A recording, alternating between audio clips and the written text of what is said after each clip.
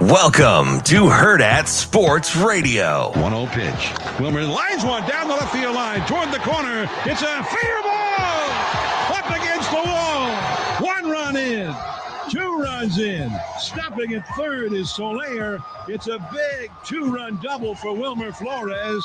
3-0 Giants. 1-1. Jonas swings here, and that's hammered to right field. If it hangs, it's gone. That one is out of here. Just above the 7-foot wall, Jonah Heim pulls a home run to give the Rangers a 4-0 lead. To a point, Bjorkstrand winds, fires, scores! Ty Karche out in front. He tips the Bjorkstrand bomb.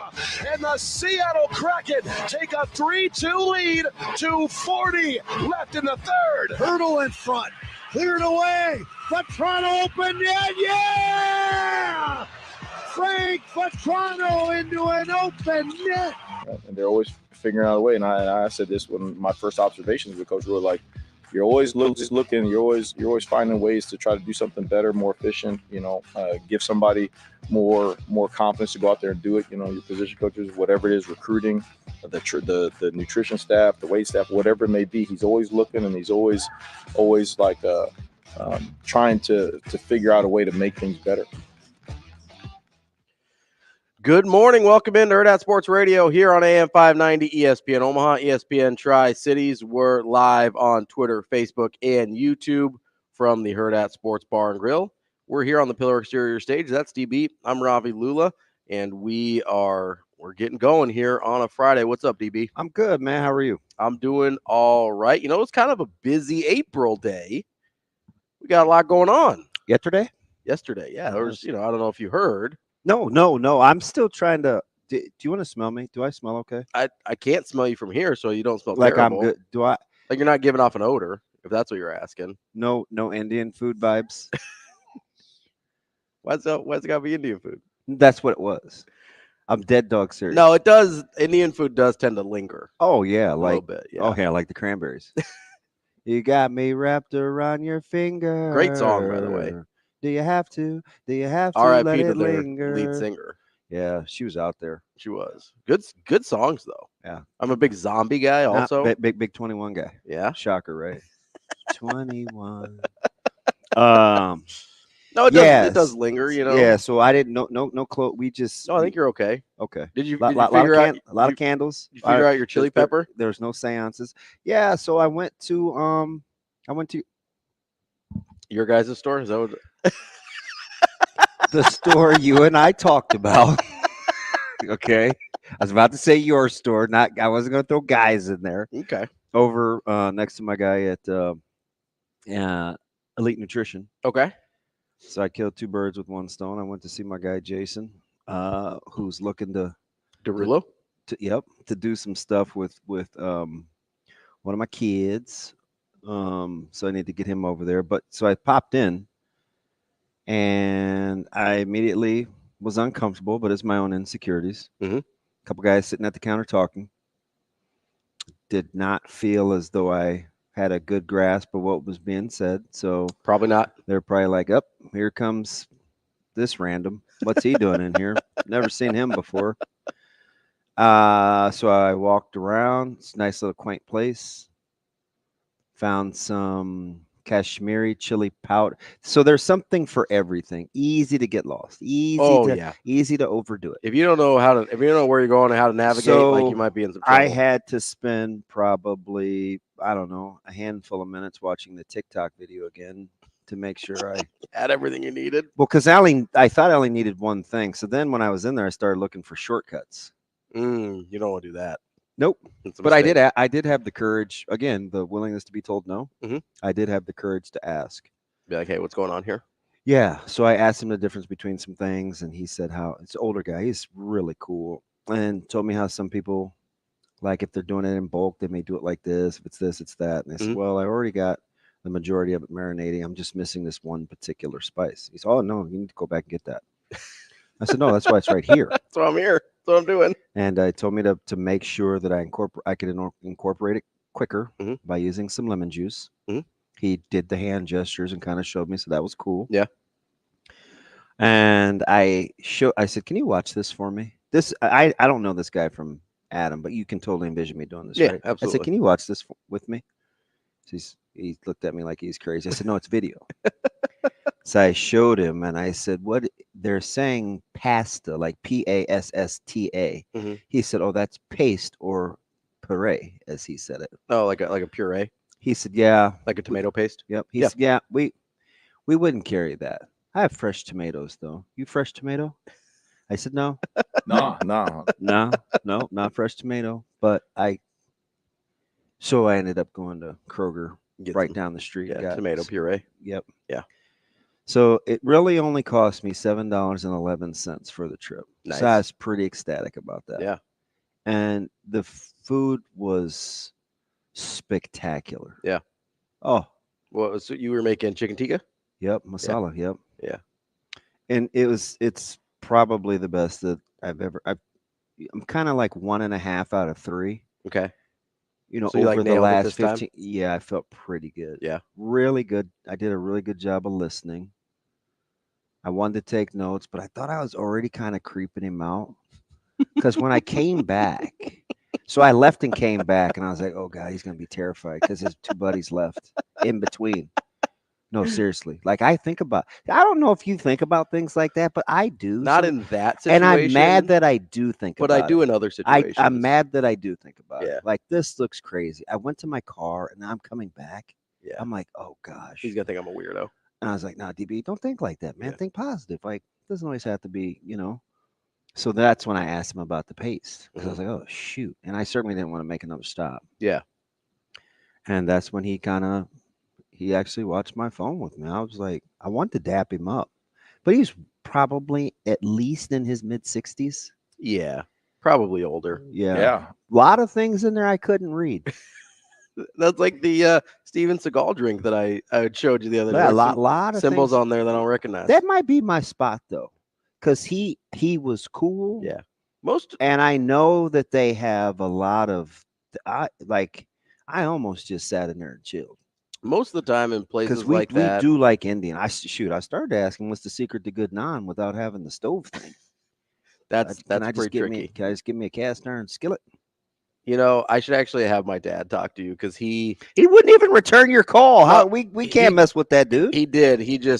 I told you it was going to take a while, and he did. I'll tell you. So I texted him at 6:10. 6:30 in the morning. Yeah. No, it was right before his. I texted him at 6:58. Yeah, you did tell me you're going to wait a while. Guess what time he responded to me? So it wasn't after we left here. So it was at least after 11. Mm-hmm. 10, 11, 12. Probably 3? 3:41. Yeah, that's tough. I was well into the marinade by then. I know. I go weird. Dude, I'm 9 hours in. I go weird question, but do you have any cashmere chili powder? He goes, yes. Who needs it and when? I didn't respond because I was like DB like 6 hours ago, but it's okay. So I need to get over the moral of that story is I need to get over your hangups about like going places. Yeah. Like that. Yeah. They're super cool. You never know. I mean, they're pretty. You can't be the first non-Indian person to go in there looking. So I Indian spent food. roughly 18 minutes just casing the joint, which was awkward enough. See, that's probably where it gets weird. But what would you do in a new place? I didn't know where everything was, and he was talking to 2 guys. Oh, like so you were I was inside. Yes. Okay. I thought you were like driving around. Like, all right, do I go in? Do I not? Now I have done that in public places before I go in. There used to be a particular hangout that I would like, and I was like, man, they have the same 4 people sitting by the door. I just don't know. So I tried to see if I could see their cars. It was just short of putting my head to the window. You're just putting your up in the glass. No, there. you got to understand. I'm in my 40s doing this. Like this isn't like when I was a kid. So I do all my recon online. So if I can't find out what I want to know online, I tried, but Google the grocery store. Oh no, I did. That's how I. And it's like people standing in the parking lot talking. It doesn't really give me a list of items. No, you're definitely not going to get a list. It's just images. Yeah. So I have to walk each aisle, and I know it looked weird. So it was making me feel weird. Or you could just ask him. No, he was talking. Okay. I didn't want to interrupt. Well, that's fair. So I was 18 minutes in there, 17. Yeah. Only 1 minute of a purchase. And then you come back in for after. 2 things. I go to my car and I come back. Yeah, you probably looked a little weird. Yeah, I was like, And your thud? I was like, man, I'm afraid of guns. I'm not. This is not that serious. I got the mask hanging in my car. I didn't put that back on. Nah, I'm just serious. I'm just saying, you like if those people are running an Indian grocery store, like they're not afraid of you. Oh, it's like that. They're not. Okay. Like they're standing on business. Note to self. Like they're not afraid of you. Like Drake in his diss track. They're just not.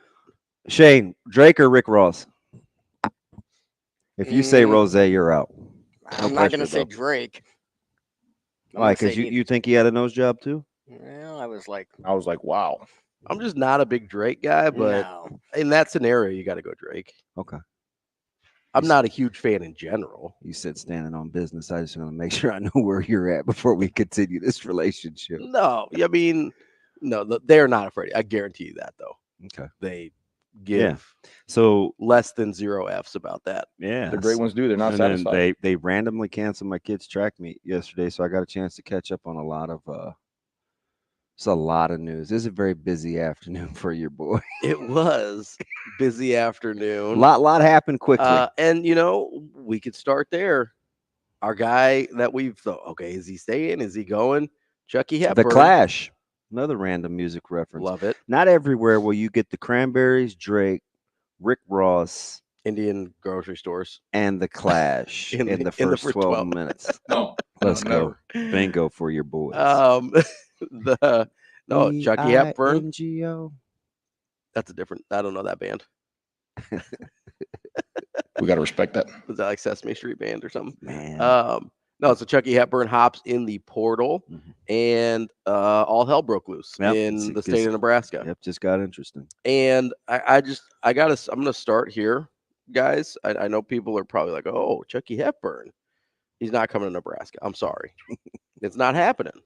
And that's not you being a hater. No, it's not. Here, let me lay this out. There's a couple major problems here, right? First of all, Nebraska already got their transfer portal point guard. You know how crappy it would be of them to recruit Chucky after they have just gotten a 5th-year guy in Worcester from Utah? And this is independent of even Essigan being on campus yesterday. Yes. Like this, that would be crap. That would not be cool. Also, although, that kind of low-key happened in Nebraska with the quarterback situation with McCord and Raiola. It did, yeah.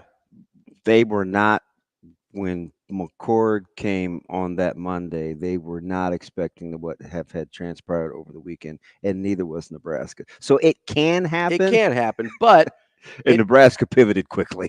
McCord also hadn't signed yet. Yeah, good point. Like Worcester's pot committed. Yeah, I hear you. You know what I mean? Yep. Although, I just wanted to get that out there. Like, totally fair. You make some concessions if you really want a guy. You got the guy. And Nebraska did. That's why McCord doesn't have very good things to say about his visit. The other thing may have been a little half-hearted. I mean, the other thing that I heard was that Nebraska would have taken both and let them compete, which I think is true. I don't think McCord had any interest in doing that. Yeah. So, like, that part a little bit's on him. Yeah, I can't confirm or deny. I feel pretty good about saying that. Because I moved off of that immediately once I knew that Dylan was in play. Yep. Yeah. No, I mean, I feel so good. I didn't. Yeah. I feel good about saying they would have taken both and let them compete. Yeah. But that Raiola was going to be the priority. Dang. And if wrinkle, you got to put that on the. No, this is on the hanger. On the tumble cycle. Get some of those wrinkles out. I'm sorry. It's all right. Let's lock back in. But yeah, so he's not coming to Nebraska. I'm sorry. Like, it's not happening. I just want to set that expectation now, because I feel like if you pull the ripcord early, it's easier to deal with. But I do also think we got to say this too. Like, I have it on maybe as good of authority as you can get. Mm-hmm. I don't think 4 days ago, matter of fact, I know 4 days ago, this wasn't a thing. That he wasn't getting in the portal. Nope. So, because I mean, full disclosure, you don't have Frankie in Madison if you're intent on leaving. So let me deduce this, right? Okay. Sure. 4 days ago wasn't happening. 3 days ago, not happening. Yeah. However long ago wasn't happening. we get to yesterday, all of a sudden it is happening. What's changed in that situation? Well, I don't think people are particularly enamored with Greg Gard. That's not just Chucky. That's my assumption from the exodus of a lot of good players from that program and the fact that I don't think he's a very good basketball coach. Like the biblical book or different? Different. Like more of the Colorado or different? Oh, we're going to get to Colorado. I hope not. You know I got some feelings about Colorado. Hey, do you have some thoughts? Hey, Dion's not worried about it, though. He's telling you it's not a big deal. He's telling you guys those guys aren't starters, despite the fact that those guys started. My man. Which it's like fans when you don't get the recruit you want. Oh, you want? Oh, that guy. Yeah. Hey, they moved on. I mean, we saw it with Dylan. Yeah. When he. Oh, they did it to Kate. They did it to everybody. They did it to everybody, right? So, Dylan goes to, it looks like he might commit. He ends up going to Ohio State. We're like, he's not that good anyway. He decommits from Ohio State. All of a sudden, he's good at football again. Commits to Georgia. We're like, nah, he's not that good anyway. Look how many high schools he went to. Such a drama king, whatever. Yeah. All of a sudden, he decommits from Georgia, and it looks like Nebraska's a player. We're like, is this the best quarterback prospect ever? Is he? I mean, yeah. So if you had to take Dylan Raiola or Tom Brady like today, are you sure you take Brady? Yeah, well, I mean, Brady is 44 now. That's what I mean. A lot of upside, with Dylan. Yeah. Only on the downhill swing for my guy TB. But that's what we do. We did the same thing with Kalen, right? All of a sudden, Kalen's committed to Missouri. It's like, Nebraska didn't really want him. And, the Elite 11 thing is, I don't know. It's not real football. And then all of a sudden. I heard it all. And then all of a sudden, he decommits, comes to Nebraska after Dylan decides to go to Georgia. And it's, DK. Best quarterback prospect in years out of the state of Nebraska. Maybe ever. Look at that. He's an Elite 11 finalist. All of a sudden, the Elite 11 stuff starts to matter again, right?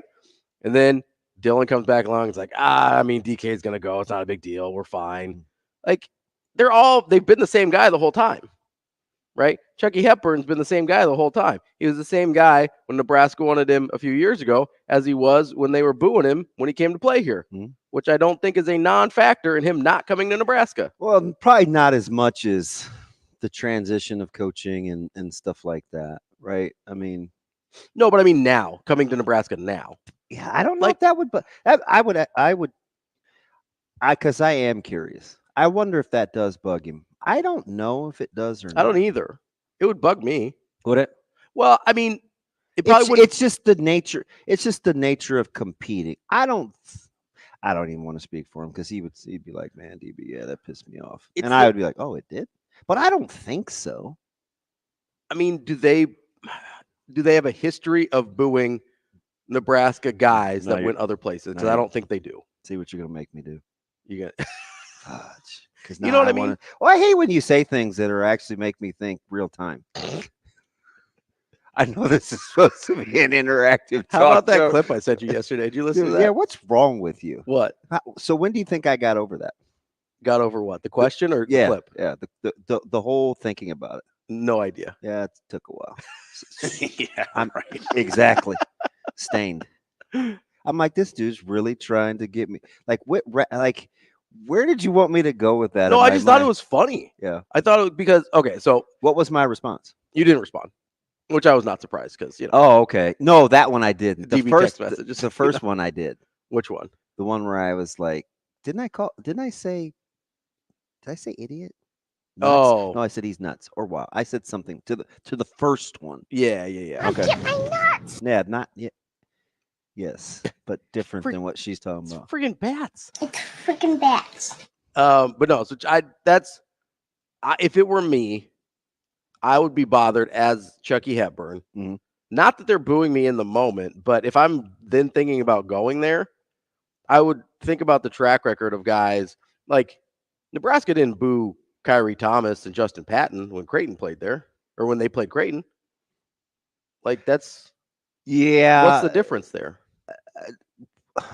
So two things. Okay. Number one, Kyrie Thomas, Creighton was way ahead of the curve on both of them. Right, on both of those guys. They weren't. Creighton was not ahead of Nebraska and Patton. No, well, listen, trust me. Okay. I tell you who his summer school teacher was. That's fine. She's over there in Brookhaven West. Mm-hmm. Like that was late developing. Nebraska was in it early for Patton, did not think he could get eligible. Your man JP had to bust his Yeah, he had to hump, get after it.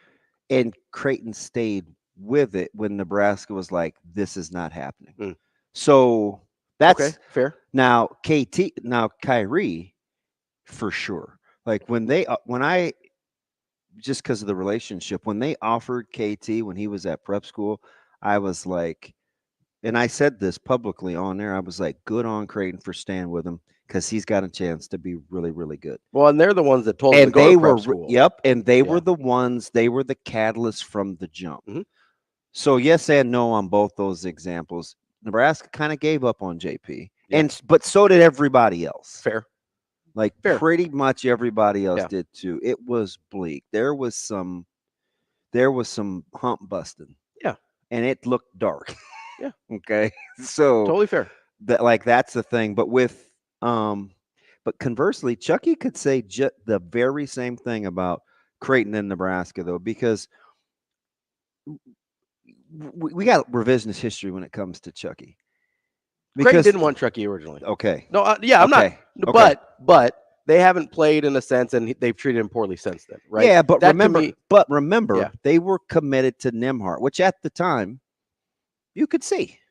Well, and I think they were upfront about that with Chucky. You could see, and he was cool with that. Yeah, because if you're honest with somebody, they're going to be cool about it. No, they should be. The people that don't take allegiances to Creighton or Nebraska, like just people that are community of the basketball, like he's always been kind of beloved. He's a winner. He's very mature. He's a grinder. People like him. If you can get these school allegiances aside, sure. So I think in the preps community, people love him, and this is one of the reasons that I like him. He didn't always play for the best. He didn't always play for the most popular youth teams. Yeah, certainly didn't play with always the top AAU teams. Sometimes he played with an out of town team just because locally there was just kind of this vibe, and he was this lowly 3-star coming out of high school that picked up momentum as the college or the high school season went on. The summer was past. It was his senior year where he's going for 20 some a night. He might be really good. Yeah, and he's hitting.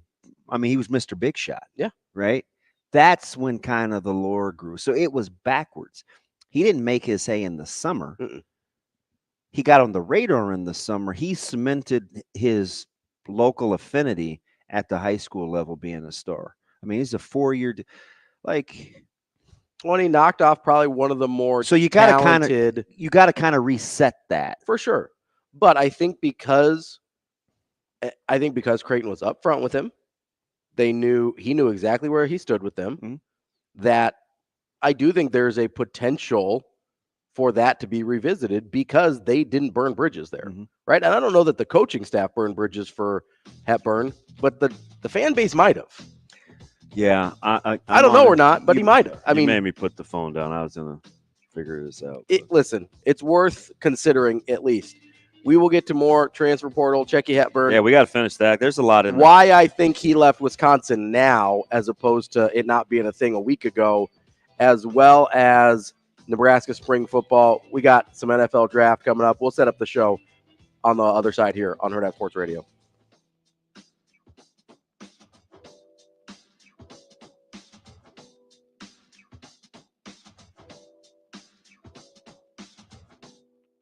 We will be back.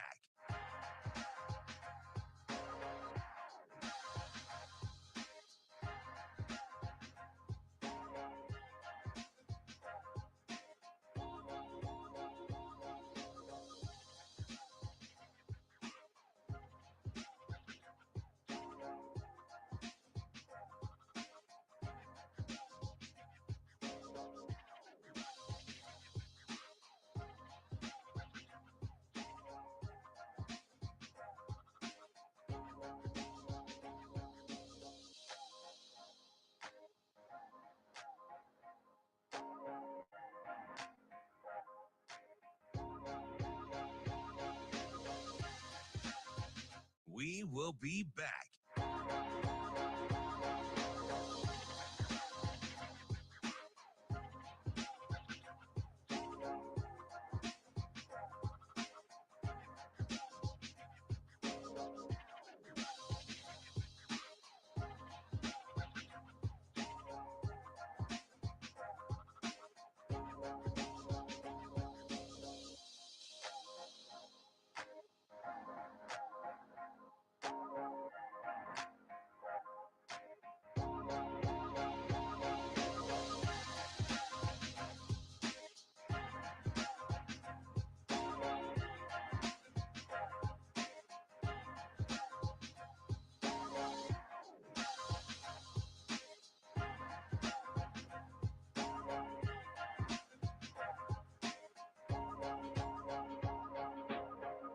We will be back.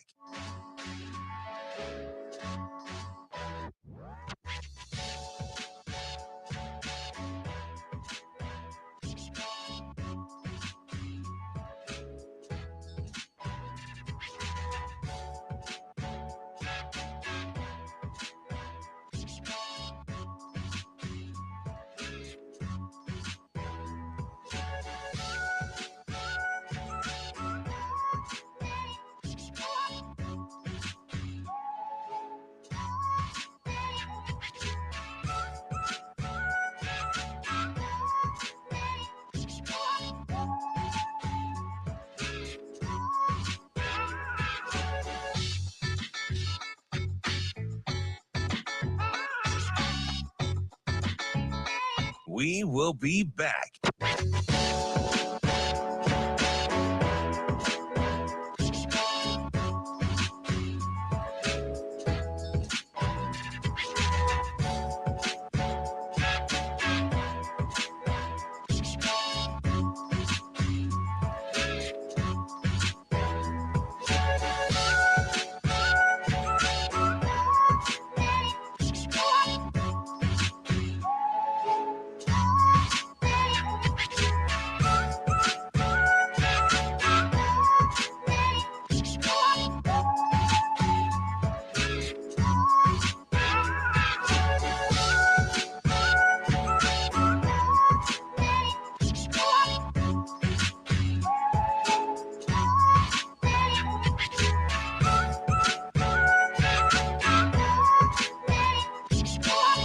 We will be back.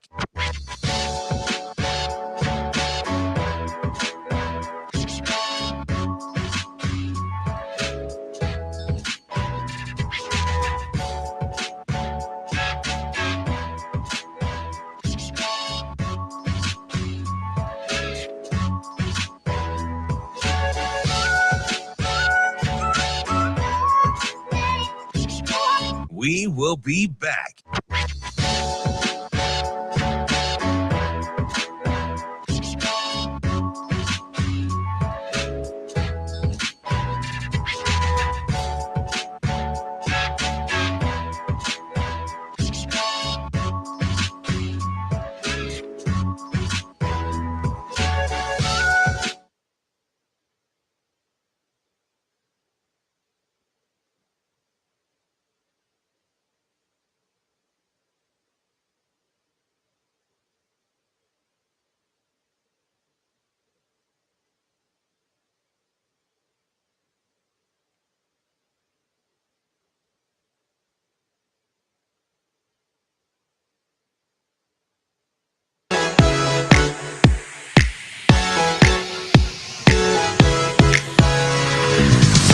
You're listening to Hurrdat Sports Radio. Yes. Yeah. Again, not because there's so many guys that are improving, but he was just noticeable because he had 2-3 plays where it's just like, hey, it's you and the ball, you and the defender, you and the offensive guy, and he happened to make those plays. So it was good to see a guy like that who he worked the whole off season with Coach Coop as all those guys did, but he does exactly what you ask. He really absorbs the information and applies it on the grass. You see him working on things. He's really deliberate in his practice. So it's good for him to show out like that. We're back here on Hurrdat Sports Radio, AM 590, ESPN Omaha, ESPN Tri-Cities, KFOR in Lincoln will be at 9 o'clock. We're currently on Twitter, Facebook, and YouTube. That's DB. I'm Ravi Lulla here on the Pillar Exterior stage. Coming up on the show at 8 a.m., we will have Chad Forbes of NFL Draft Bites. DB and I both love the draft, so we will be getting into that a lot. I got some theories this upcoming week as the draft starts on Thursday. A little tease. I think we're going to talk to Cynthia Freeland next week as well of NFL Network, who we love talking to. So excited about that. Plenty of draft coverage to start coming in the next week or so. Coming up at 9, our very own Mike Sautter from Hurrdat Sports. Wonder if he'll have anything to talk about today with everything that's going on. I don't know. And then we'll wrap up the show as we always do on Fridays with our guy Matty Vrzal, former Husker owner of Paisan's Pizzeria. But I want to jump back into the Chucky Hepburn thing real quick, right? Because we're talking off air. We're talking in the break here. By the way, I stand corrected. Yeah. See, he can't take his victory lap with any sort of humility. No, I can't. As much as I own this guy, It's not in me. he just can't. There's just not an ounce of humility. Can you do that? Can you do that response again? Yeah. What a. Oh, I was like, wow. Richard. The word you're looking for is Richard. Kinda. In that general vicinity, but the other, maybe a little further south, the other gender, other side of the equator, and products. I almost immediately went there. Just so smug. Again, with another version of the Mr. Rogers. No, I'm mad. Just said. Yeah. Well, no, let me tell you why I was so confident in the fact that the situation with Nebraska would have bothered Chucky specifically, right? Because apparently it bothered everybody. Which is fair, because it's super weird how personal Nebraska fans made it. Because, first of all, not the first Nebraska kid to play at a high level against Nebraska, right? Creighton's been doing it for 20 years. And Nebraska genuinely hates Creighton. Like, I get Nebraska hates Wisconsin in football, but in basketball, it's not really the same. Nebraska genuinely hates Creighton. I hear it in my mentions all the time, right? And there's been a ton of Nebraska guys play well at Creighton against Nebraska, okay? They don't get booed the whole game. And guess what? It wasn't just in the introductions. It wasn't just at the beginning of the game. It was every time this dude touched the ball for the better part of 2 years. That is weird and personal to a level that doesn't make any sense and is totally unprecedented. I'm surprised. You know what? Am I wrong though on that? And I think I know all of them better than anybody. You certainly do better than I do. That's going to be talking about this publicly. Even the guy we'll talk to at 9. You certainly know him better than I do. I don't know him at all. I'm just looking at it from the outside, being like, that got weird and personal. So you heard how I prefaced the question. Though. This isn't even the media guy in me. This isn't anything except a guy that competed. Yeah. That wants to know how other people that compete think. Yeah. Because it would be really easy to say, just chalk it up with a little bravado and say, no, man, it didn't bother me. We're cool. No, that's not. Yeah, he's not standing for it. Yeah. And I appreciate that. I love the candor, which I should have known. Sure, yeah. It's interesting because I'm still shocked. You're a little shook up. You're a little shook by it. Because it's not his personality. Yeah, I mean, that's fair. But he is a chippy guy. I would say he's a chip on the shoulder guy. Yeah. There's some I'm willing to be petty. I don't know about petty. But he's fair. so competitive. Yeah. I mean, you can't spell competitive without a little petty in there. Dude, he is. But he's so easy going. Like, remember, this is a young man who, on a humbug with 2 days' notice, and he had always said it. We just finally took him up on his offer. Hey, we're going to be back in Madison. My knucklehead does not want to go on the college tour. He would like to come play basketball.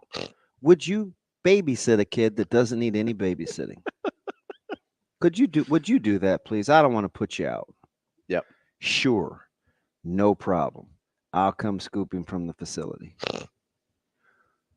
To double down on it, we get on a bus with 6 other recruits.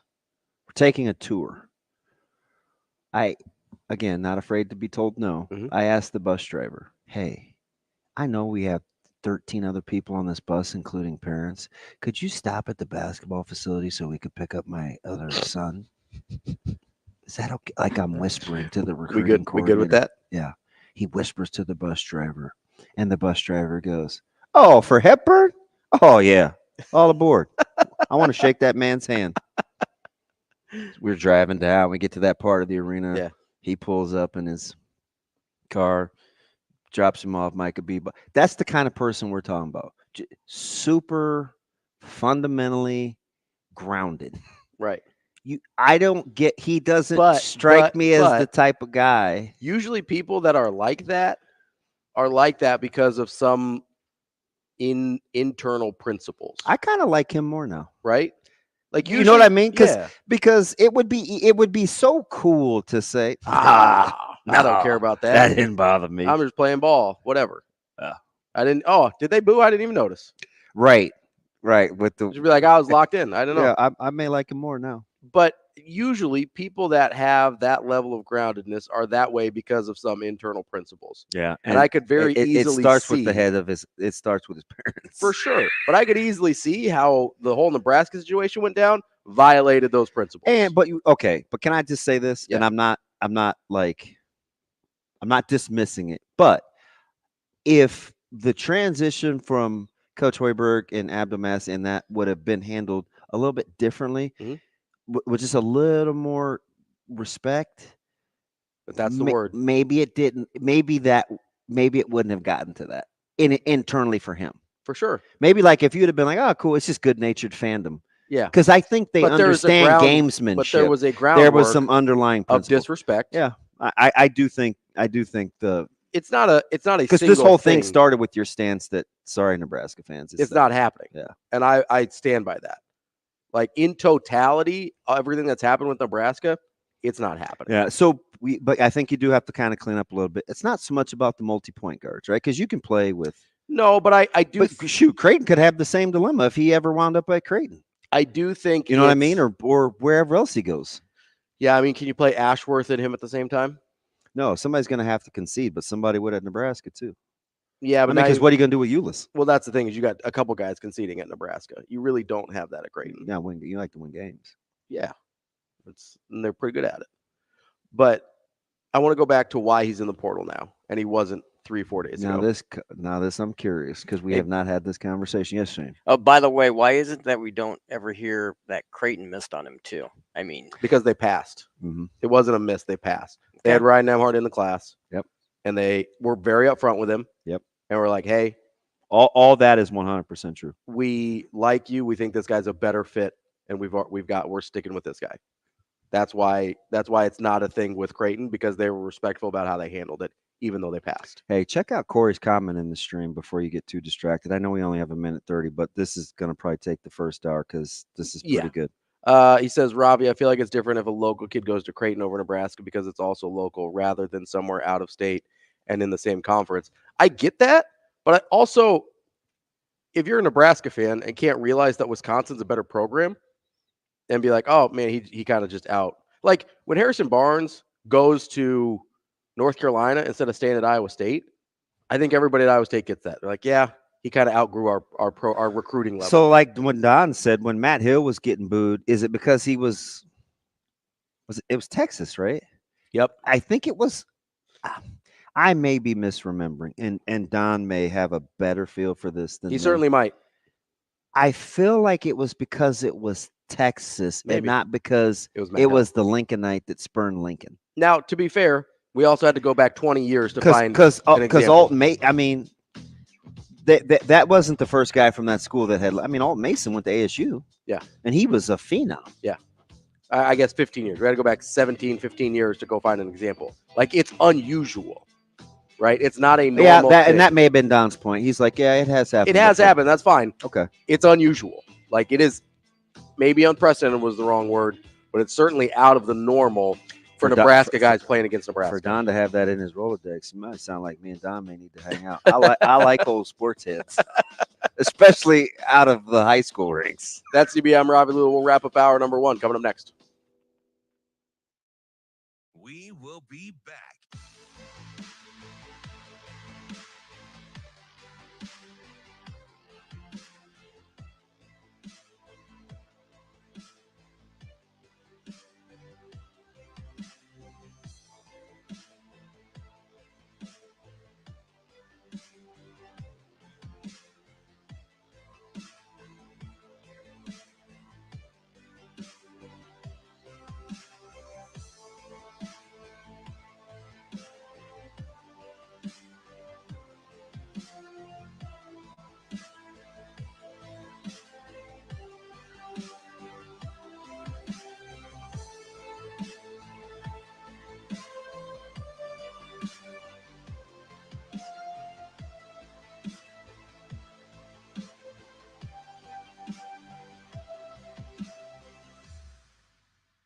We will be back.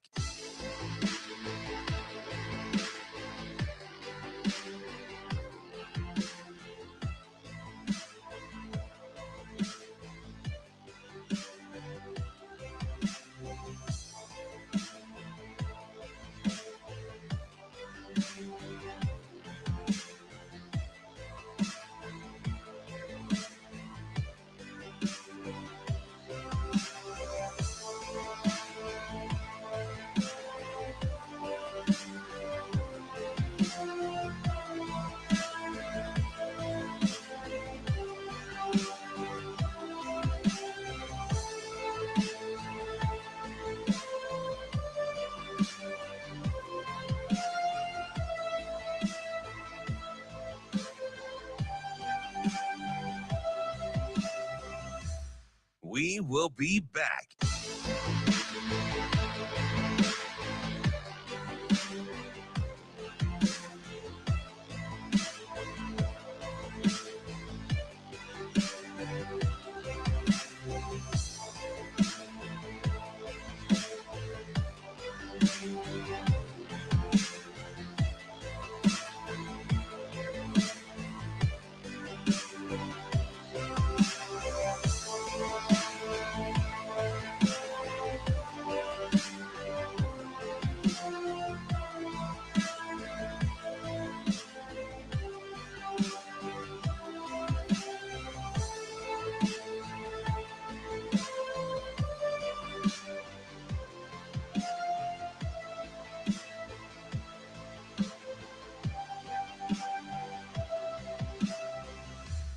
We will be back.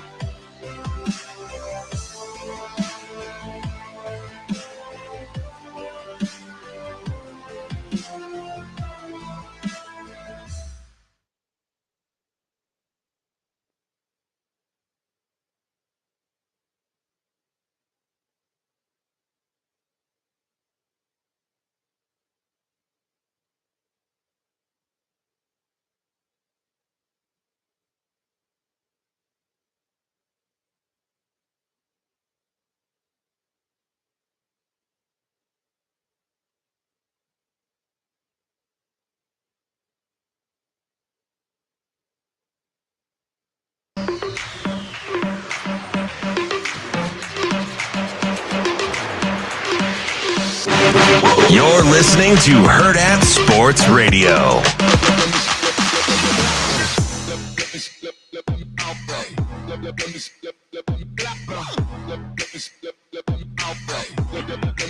Wrapping up hour number one here on Hurrdat Sports Radio, AM 590, ESPN Omaha, ESPN Tri-Cities. We're live on Twitter, Facebook, and YouTube on the Pillar Exterior stage. That's CB. I'm Ravi, Lulla. And I got to remind you, tomorrow night is the night to get out to Omaha Supernovas. And they are playing the San Diego Mojo at CHI Health Center, 6 p.m. first serve. Go to supernovas.com to buy tickets or to get some merchandise, see what other home games you can come to. Only 2 more after tomorrow night, so make sure you get involved there. But also, don't forget, Omaha is hosting the first ever PVF championship as well.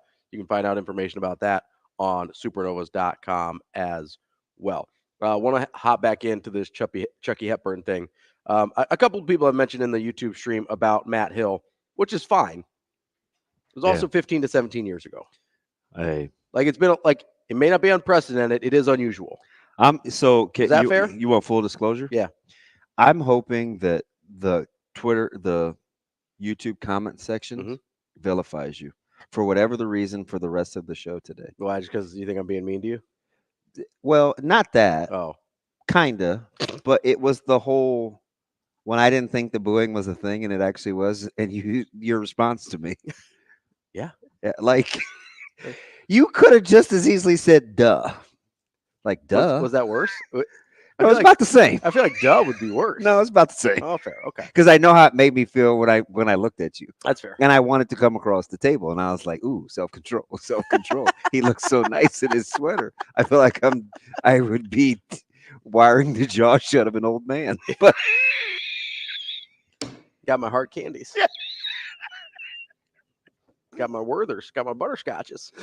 And Sasha said something so cool this morning. It gave me peace, and I had to think like, and then I had to light it back on fire. But her text like brought it down like immediately. Immediately, it brought it down like 10 octaves. Because I looked at Shane, I looked at you. I was like, oh, I'm gonna need to buy myself some time. I feel like this dude just cut me down because I thought for sure I knew. Yeah. Right. And that happens. Right? Yeah, it does. I mean, right. I also didn't think Trev would leave. I was so almost right, though. You have no idea. But anyway, I'm not revisiting that. I have a pretty good idea. Because I don't want you to start with the whole Trevor thing. Nothing would please me more.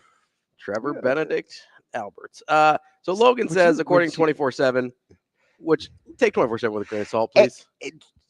No disrespect to the fine colleagues at but 24/7, but I was going to comment to that. Yeah, but in terms of timelines on things, like I would take the timelines of when offers come, when interest is. Plus, the thing about and listen, I'm not. Me and Logan could probably hang out. I don't know Logan. I don't either. From Adam. I don't either. Cool name because Wolverine's my favorite X-Men, but being in the fold and going through that recruiting process, I think Creighton felt like they were in pretty good with Nimhart. Mm-hmm. And when Chucky committed to Wisconsin, I almost said West Side. Wow. He did not do that. Stop it. When he committed to Wisconsin, remember, it was kind of like this persona non grata thing, or like it was. Mm-hmm.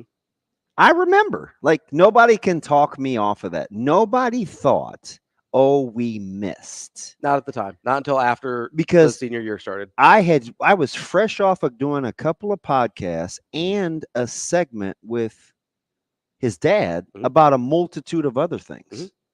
So it was like nobody was saying, oh, man, one got away. Also, all I heard was not all. No, but a lot of it's like, is he that good? Is he going to play with Wisconsin? Yes. Is he going to play with Wisconsin? Yes. That's there was a lot of that. Yep, there was a lot of that. And there was, to be fair, I don't know the exact timing of the offers. I do know that they passed on Chucky because they like Nimhart. There's zero question. Yeah, that's what happened. I just had this conversation with somebody that would be more in the know than anybody on this planet. Yes. Yesterday. Right? Like that's what happened. More in the know than anybody on this specific subject than anybody on the planet. Like that is what happened. So going back to this though, so it's happened fast, right? Because like I said, 3 or 4 days ago, this wasn't a thing. So that's what I wanted to get to, right? Because this is Ravi's hour. Go get him, buddy. Just don't have it be at my expense. That's my bad. Sometimes I get a little out of pocket. That's fine. It's totally on him. That's totally on me. I think the reason this has happened at this moment is because until a few days ago, Chucky thought there was a chance he could get Frankie to come up to Wisconsin. And maybe you have a couple of other guys stay. Yes. Now that the landscape has changed, I think Frankie kind of went to Chucky and was like, yeah, I'm not going there. And all of a sudden, what am I left with? Yeah. Looking around, Eskin gone. The perception is that guard is not particularly loved by really anyone up there. And you look around, you're like, okay, maybe it's a coach I'm not vibing with, teammates that are leaving left and right. I can't get my buddy to come up here. What am I left with? Is this how I want to spend my senior season? Yeah. Right. And that's why I think this happened now, as opposed to when Frankie got in the portal or a week ago or 4 days ago. Right. Is I think the landscape of what staying at Wisconsin looked like finally set in. And he's like, yeah, I'm not doing that. That's why, because I do think they want to play together. I would bet on them. I think you're absolutely 100% correct. I think the wherever they go, it will be together. That was what I would bet on right now. I think that goal is 100% accurate. So I don't even Yeah, I don't think that's a hot Can take. Can you get any more than 100%? 120, 100,000. That's where I believe this to be at. And so that makes the timing of the Wisconsin departure make a lot more sense. Because I think Wisconsin was in it with Frankie until recently.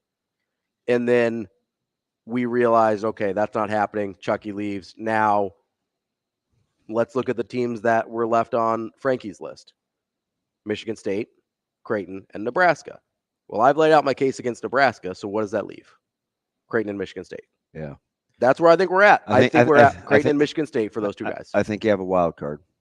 Louisville? Yeah. I don't think Louisville can take Frankie or wants to take Frankie. That's what I've heard. I don't know if that's true. That's the story. Yeah, I don't know if that's true. Maybe they would. But I also this is the only reason it gives me pause. Sure. The numbers that are being floated around from Louisville for are bonkers. Chucky, yeah, are not accurate. Okay. Which lead me to believe that it's a combined number. Maybe the Frankie thing is or isn't. Louisville needs to rebuild. But remember, this was independent of anything that was happening in the portal lately. I asked you last week, I said, how is Louisville doing what they're doing in the portal? Apparently they have a lot more NIL money than anybody would think. I mean, Milt Wagner and Never Nervous. Wait, they're both still with us, right? I think so. I think so. I'm terrible at that. I'm not great at it either. Yeah, I know I'm definitely not deferring to shit. I know the Cranberries lady is not alive anymore. That's all I know. Play hard. Here for a good time, not a long time. Yeah. So it's going to be interesting. She's not letting it linger anymore. Yeah, but you got to remember. So the other thing I'll say about this is, and we'll get more into this in the 9 o'clock hour with Sautter. with Jerome. Maybe depends on what kind of mood he's in. If he's him-hawing around and doing all that little choppy stuff, I'm cutting him off because I ain't having it today. All right. I also blame Sasha for that, but to the bad. That's fine. Yeah, thank you. But I say all that to say, like, it's all happened fast, and they're gonna have to corral this in a hurry. Yeah, because I think wherever it is that's gonna happen, they want to get to where they're going. Yeah, I don't think they want this thing to drag on any longer than it absolutely has to. And I'm with T Mac, and I say this all the time, but it's probably more my personality. And people that are close to me even get mad at me because I don't hold grudges, right? I want to see the best for people.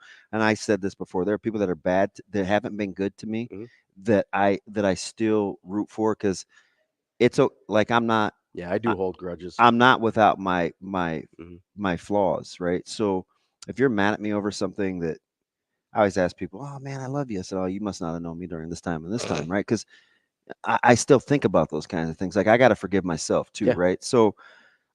But T-Mac brings up a good point because this is huge. And I mean this. And Coach Rule is like this. He told me the other day, we're at practice. It's me, Menor. We're walking down. It's literally just the three of us. And we were talking about Trev. And I'm not going to, the gist of the conversation was Coach Rule was like, we're so self-absorbed and selfish about what we want out of relationships. We forget like that the real world is going on. Things happen. It's a very transactional world. You just have to be careful about who you get too attached to, but we need to be able to move on and embrace the positives. So I think those are two separate things. They're actually, for the way that I'm getting ready to build this example, they aren't. Okay. Because you don't have to throw the baby out with the bathwater. Just because somebody didn't come to your school, or just because somebody didn't, or left your school, or whatever, you can eat the meat and spit out the bones. Like, what did Trev do for the university? How do you really feel about Chucky? Is it independent of if he came to your school or not, or whatever said player was? Because T-Mac says, and I agree, no matter what happens with Chucky, hopefully it's a reminder for fans that there's always a chance for a recruit to spin the block. Now more than 100% ever. It's why I told people to be careful about Raiola. It's like we almost had to go back and apologize for Kalen. There's numerous examples. Just get out of your feels in the moment if you can. So I agree in this situation. They're the same thing. I do think the difference between having a transactional relationship and being able to move on from relationships are not always the same thing, but we can get into couples therapy After later. the draft. Michigan Lance, call back at 8:30. We got a guest coming And up we're right wide here. open because we got to get to this. Michigan Lance, we will get to that. But right now, we've got an NFL draft with Chad Forbes coming up next. We will be back.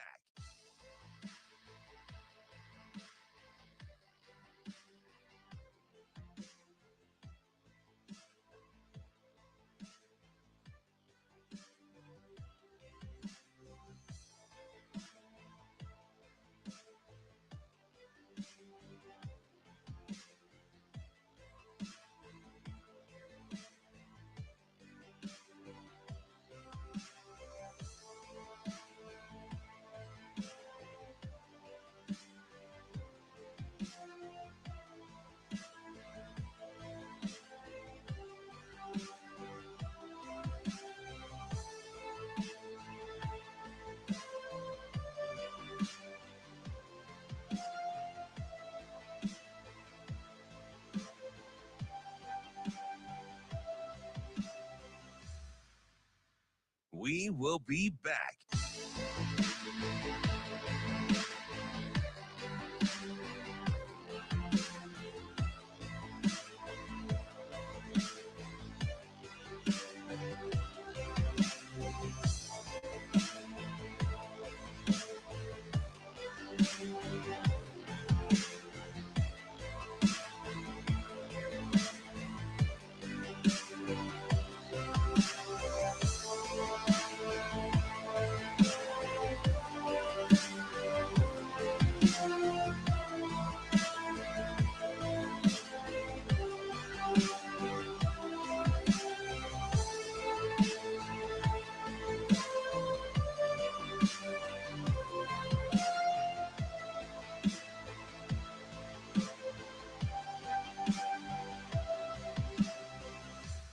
We will be back.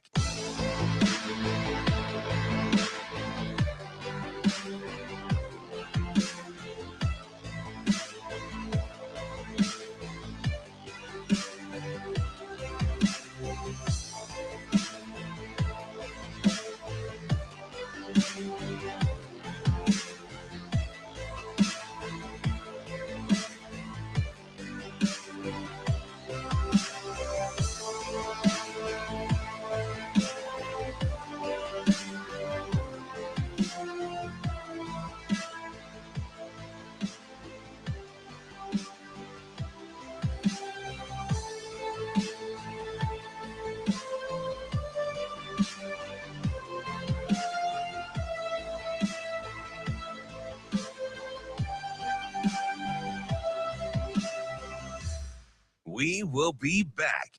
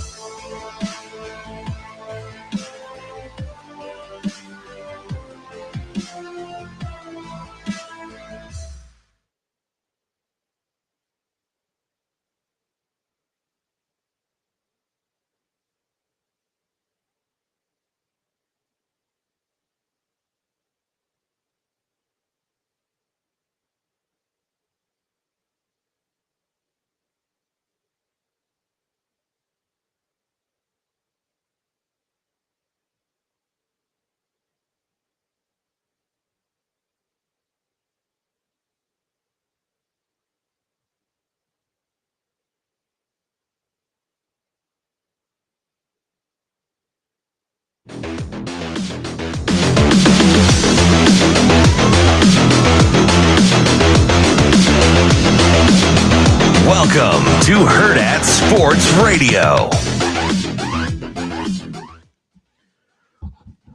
Kicking off hour number 2 here on Hurrdat Sports Radio, AM 590, ESPN Omaha, ESPN Tri-Cities. We're live on Twitter, Facebook, and YouTube. That's D-Beat. I'm Ravi Lulla on the Pillar Exterior stage. If you didn't see out on the internet, DB and I made a little commercial. Yeah, that was wild. So I felt like you guys you old Lucy Charlie Brown. I don't know why I ride with you guys. What I do? You know, I'm just trying to do me. I just want to have fun. That's what I'm here for. Yeah, you guys totally set me up. And Kyle laughed at you. Like, you basically said you can't make dumb disappear. No, dude, I said nonsense. Well, There's okay. a difference. I forgot. Semantics matter. It does. Because listen, And Kyle laughed. I'm like, this son of a gun. I would never in a million years if I'm not intimate that you were dumb. All right, now Never. listen.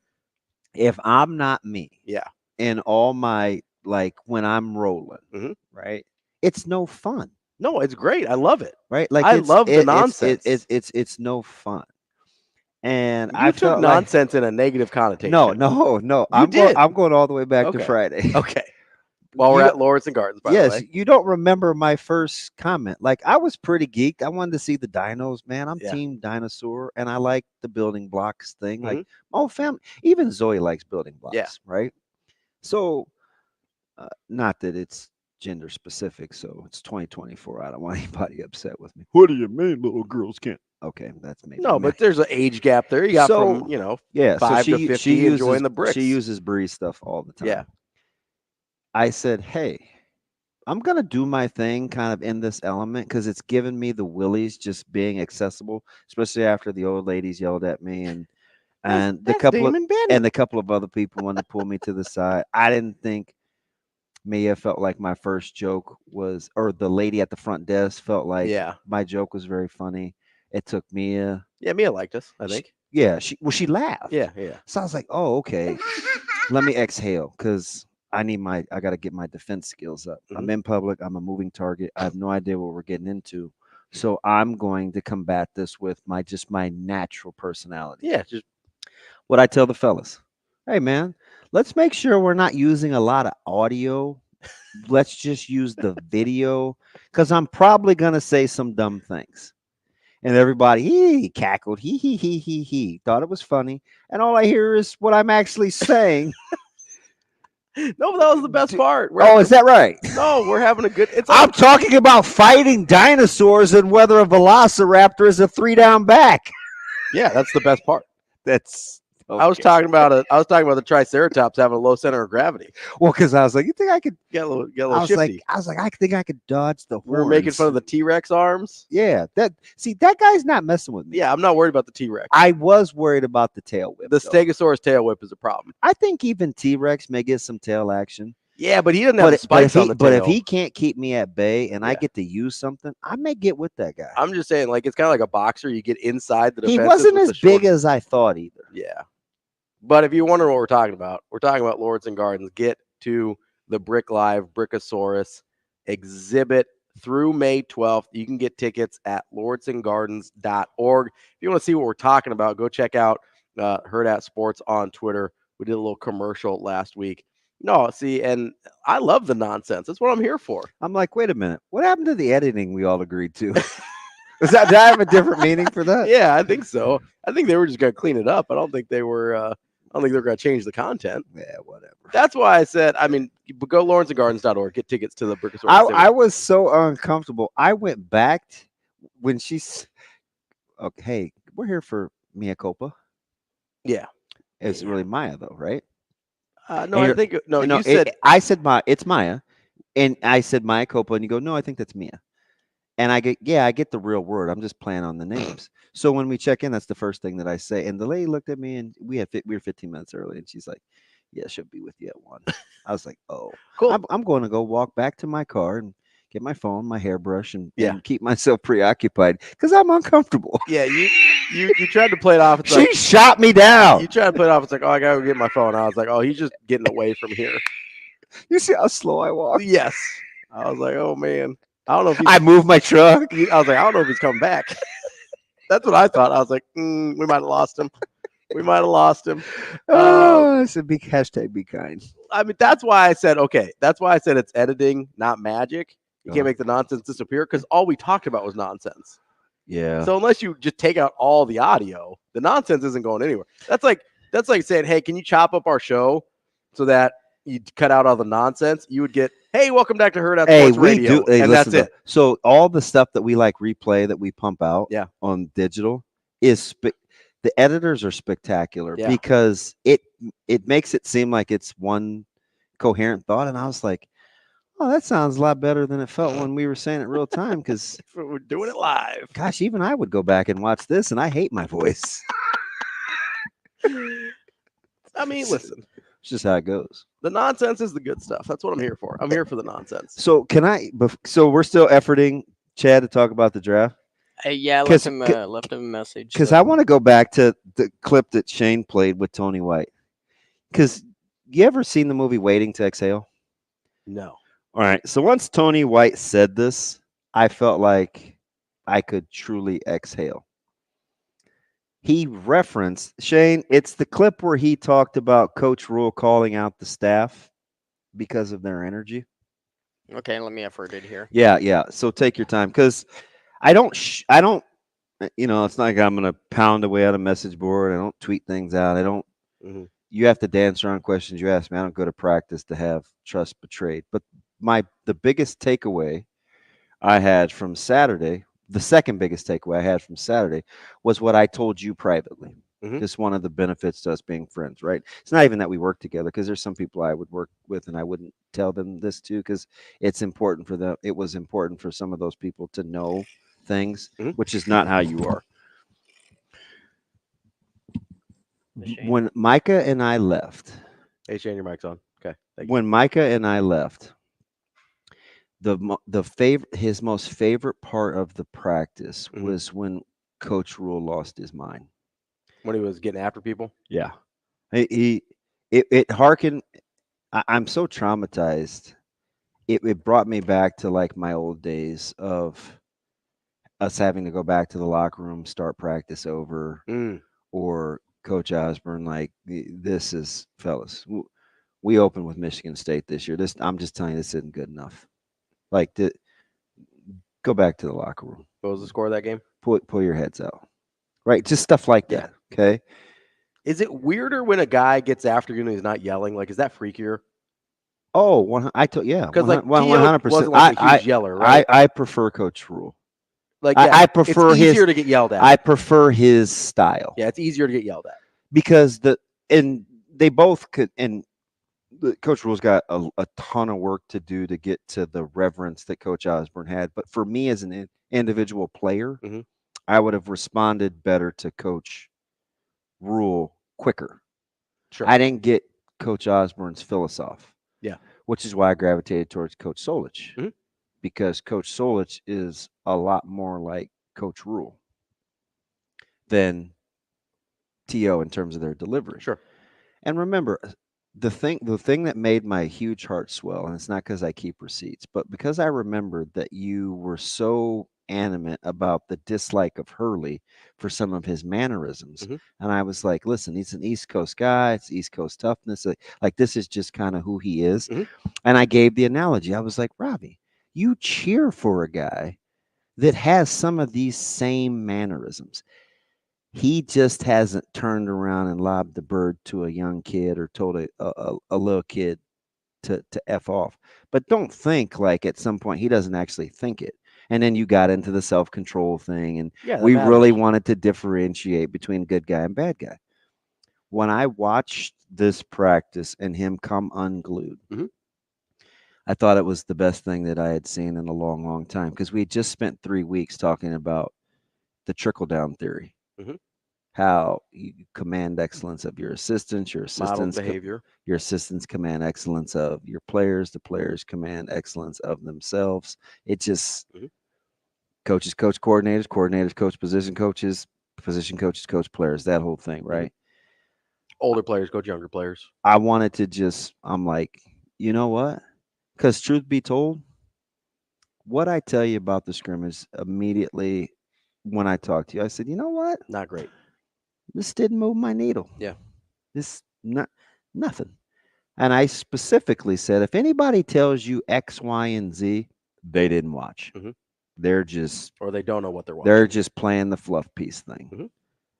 And I actually think, and it wasn't just the defense. Tony White spoke So he internalized the part that he had to own. So yeah, he did say some things to the defense, but it wasn't like the offense was winning the day. Yeah. Like, don't kid yourself. Like,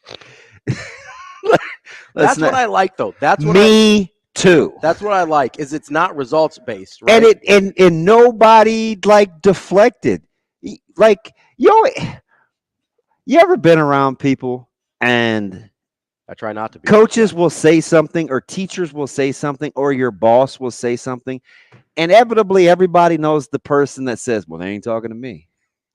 And there's a really good chance they're talking to you. If you're the guy that thinks this isn't about me, it's almost certainly That's why I about always say, listen, you want, like, you're going to get the real me and my personality, the dumb stuff I've done, the mistakes I've made. Why am I authentic? Because if you're bothered by what I'm talking about, there's a good chance you're a reflection of who I'm talking about. Yeah.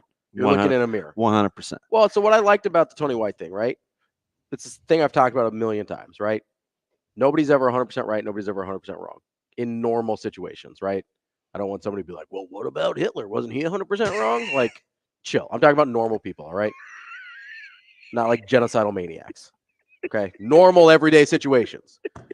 Nobody's 100, because I know I already had it. Stop. No, because I already had it this morning. Because Steven chimes and goes, well, actually, Stegosaurus.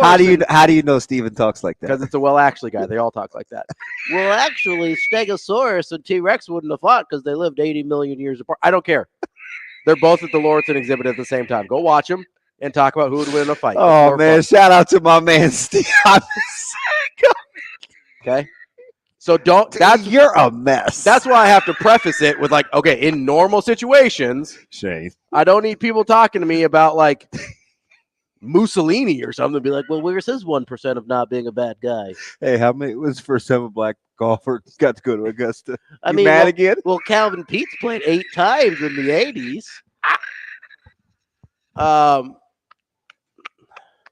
Anyway, do you want me to play that white cut? No. Yeah. I'm going to play the longer version of it. Don't play the longer version. We don't have that much time. We don't have that much time. Apparently, Chad's not going to call us. We got a whole open segment. Shane, play the cut while Ravi collects his thoughts. The great ones do. They're not satisfied, right? And they're always figuring out a way. And I said this when my first observations with Coach Lulla, like, you're always looking, you're always finding ways to try to do something better, more efficient, give somebody more confidence to go out there and do it. Your position coaches, whatever it is, recruiting, the nutrition staff, the weight staff, whatever it may be, he's always looking, and he's always like trying to figure out a way to make things better, and you saw the tape on Saturday. And sure, there's some great individual performances, but as a whole, we talk about taking this next step. And I said this, like, everything is words until it's put in action, right? So you talk about taking the next step where it's not showing up on film. So then you have to go back, and it always starts with me on defense, right? And then going back and saying, how are we talking to the guys? Do they know? Do they see it? And then Coach Coop having great ideas, Coach Dvorak having great ideas, Coach T. Knight having great ideas. Everybody in that D staff room coming together and saying, hey, this is, maybe we need to do this. We need to do this. And it's like, damn, okay, let's do that. And the young men so far have responded 2 practices in. So, kudos to them, and we'll see what happens. We'll go up and watch the film, and then we'll see what happens on Saturday. So going back to the original point. I feel like you listened to respond and not to hear. Is that what just happened? I wasn't listening to that clip at all, if I'm being totally honest. Do you want me to play the short one instead? No, don't. Shane, Vesuvius is bubbling. It's a lot of trickling lava. No, because you're talking about how Tony White is. See what you did, Steven? Yeah, well, thanks a lot, Steven. Actually, we appreciate you listening. You're talking about how, despite the fact that the defense probably wasn't the biggest culprit in what Coach Rule was mad about, you're never 100% right, you're never 100% wrong, right? So Tony White's able to look at and say, hey, there is, like, did we play the way we should have, the way our standard is? No, we didn't. So even if we were the better group that day, that doesn't mean we were in the right. Mm-hmm. Just because we were winning that day doesn't mean it was good enough. Right? That's the difference between winning close games and losing close games. That's the difference between beating Maryland and Wisconsin and Michigan State and losing those 3 games. Is it good enough, or is it good? right? Tony White recognized that it may have been good enough on Saturday, but it wasn't good, right? Good is the standard. Good enough to be better than the offense on that day doesn't matter. Good needs to be the standard because that's where you can live and die. If you hit the standard, if you hit your own standard, you can live with the results. Yeah. So the kind of along those lines, what plays to what's right in my wheelhouse. Mm-hmm. It's even though I may not like something somebody's saying to me. What do I always say? Is there any truth to what they're saying? Sure. Yeah. Can you learn anything from them? What can I own in this deal to get better? So I learned a lot of stuff from people I can't stand. Yeah, I don't think there's anything wrong with that, right? You have to be able to separate the message from the messenger. Sometimes. And I don't know if I believe you, but I am going to take you at your word because that would be impressive because you're very standoffish. Yeah, but it's because I believe what I believe. But you're still listening. Yeah, I mean, I listen to you all the time. Okay. Anywho, hey, dude, you're lucky my knuckles hurt. So my beard holds up that punch. I'm not worried about it. I totally lost my train of thought. It's like because when it was stopped and they kind of turned the music down just enough. Mm-hmm. Because there's barely anybody in there. You got the super important people that are way up top getting ready to go have lunch because they in essence support the program. I'm just like, at no point did I think, ooh, rabbit ears, Micah. Mm-hmm. I was like, ooh, listen, take this in. And he looked dead at me and he said, well, at least you can't accuse him of playing favorites. He got everybody. And I just was like, whew, thank you, sweet baby Jesus. It's actually working because you want people to see that it's not personal. Yeah. If it comes from a place of love, I want the best for you. People can receive just about anything. If they genuinely believe that you've got their best interest at heart. Because, I think I've maybe shared a story or two about him stopping practice before. Mm-hmm. I hadn't seen it in a while, but I'm not there a ton in between either, especially in season. Like I'm never there, obviously. But I've seen that one other time, and it was over something that I felt was not ultra important. You're talking about being off 3 plays in 1 minute or 2 minutes. Mm-hmm. And wanting to get back on the quote unquote same page. Mm-hmm. I didn't know if it should have elicited that response, but I didn't care at that point. I'm just like, all right, this is how we're doing business. The standard is definitely the standard.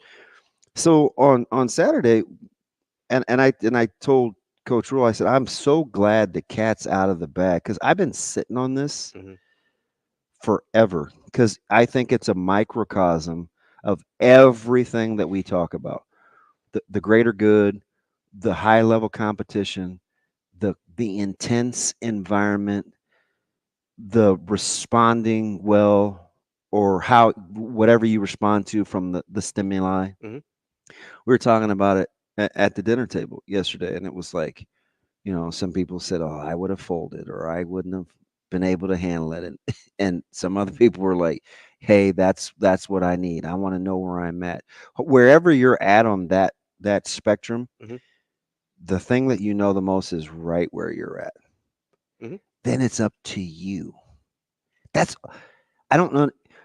People at that age don't understand the power in having control over that because the older you get, the harder it is. Usually the less you have control over. Right? Yeah. See, right now is like you're 20, 19, 20, 21 years old. This is peak. You got a lot that you have control over. Yeah. A lot. Right? And you're being asked to control the controllables. Listen, we want effort. Yeah. Right? That guy runs through your face. Don't take that. No, that guy breaks you down in the open field. Let me ask you this. When we talk about the standard, for Nebraska football, the standard that Matt Rule talks about, that Tony White talks about, everybody else talks about, right? How much of it is performance-based? Very little. That's my point. I think because you can't always control performance, right? I think he would. It's a lot of effort and toughness. Yes. Those are the things that you can control. Right. That's but they why, will get into the mental side. But I do think but again, the mental side of things it's you either can control. secondary or tertiary. I think there's a standard of physicality and tempo that is a non-negotiable. Which are things that you can control. Yeah. Those are not things that, this player made a great play. They're not results-based. Yeah. The standard is not results-based. Yeah, like that's why you can have control over meeting that standard. Man ball, you made a play. Oh my goodness. See, one-on-one, some people you got to check their pants, right? Total bedwetters. They'll some guys embrace that. Me, you, game changer, saver. Yeah, 1v1, let's go. Yep. Yeah. And how can I close it? So you'll get a sense over who can thrive in those environments. And it's contagious. It's contagious when you see good tackling or good hard running or traffic catches. It's contagious because people look and they say, if I don't do that, that's going to look really bad. If I turn down that tackle, you kidding me? He was willing to get ran over. Or man, he put his body on the line right there to get this guy out of bounds. That happens 1, 2, 3 times in a row. You're terrified to not be that guy. Well, and this is why I bring that up, because it's important that the standard be controllable, because then it can be consistent, right? Results aren't consistent, right? They're context-based, they're opponent-based, they're your performance-based. Maybe you're not at your top physically, right? Yeah. Come November, you're not going to feel as good as you do on June 1st, right? If the standard isn't performance, results, physical based most of the time, if that's all secondary or tertiary issues, then the standard can be enforced consistently. And that's when you don't have these ups and downs of, we played really good against this team, but then we had the bottom fall out against this team, and then we kind of played down to the level of our opponent against this team. If you have a consistent standard, then those things start to even out. That's why that's important. In a way that playing the results standard, it's we have to get X number of tackles and we have to have so many sacks per game and whatever. That isn't consistent because you can't control that. Dude, the funny thing about you saying that is it's the total opposite of the way the fans think. Yeah, 100%. So that's usually where there's ways to disconnect, because we're okay, did you win or did you lose? Yeah, because that's what matters to us. Right. So, but you got to go further up the line. That's why consistency in the message matters, because it can bring us down to where we can actually see what the end game is. That's DB. I'm Ravi. We'll have more Hurrdat Sports Radio coming up next. We will be back.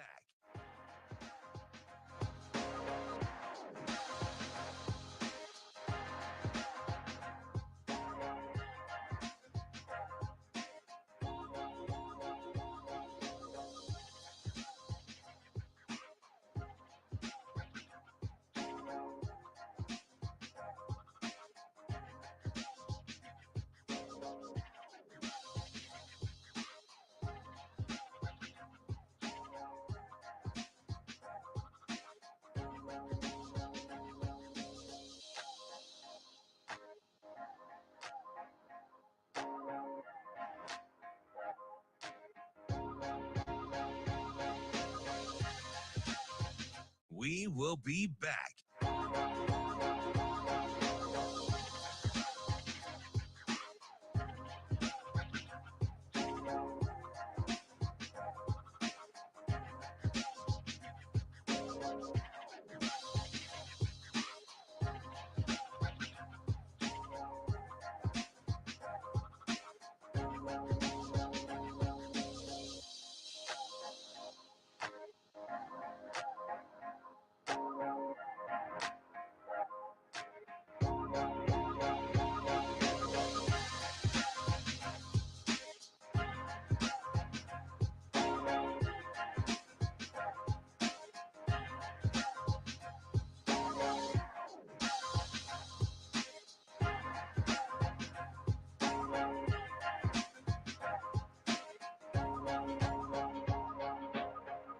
We will be back.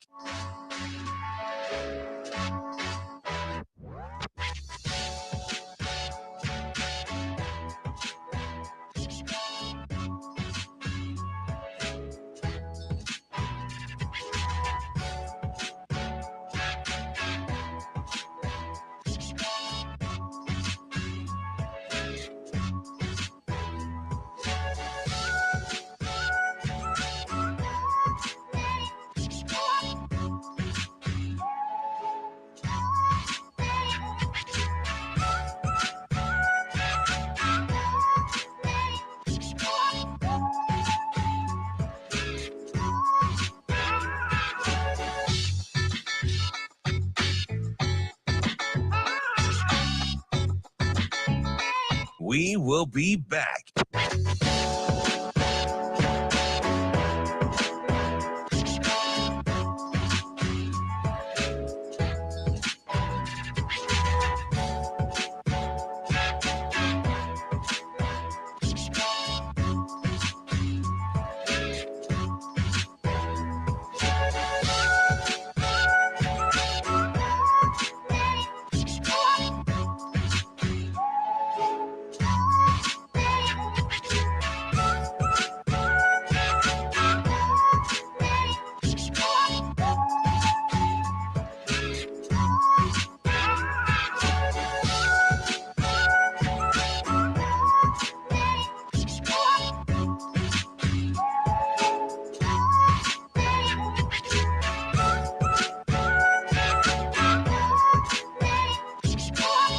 We will be back.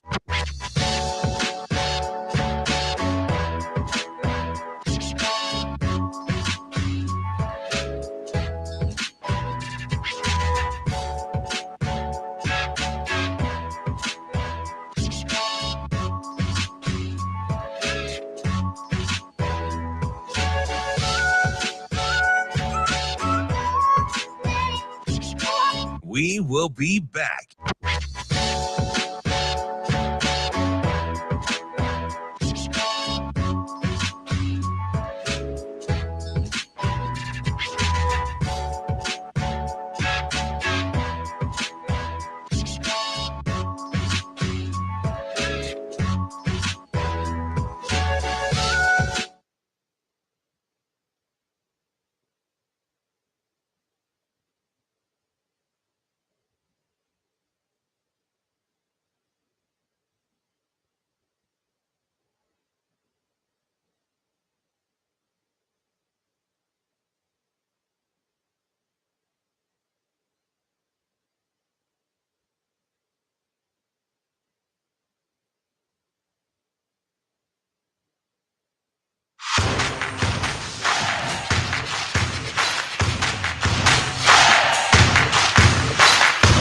You're listening to Hurrdat Sports Radio.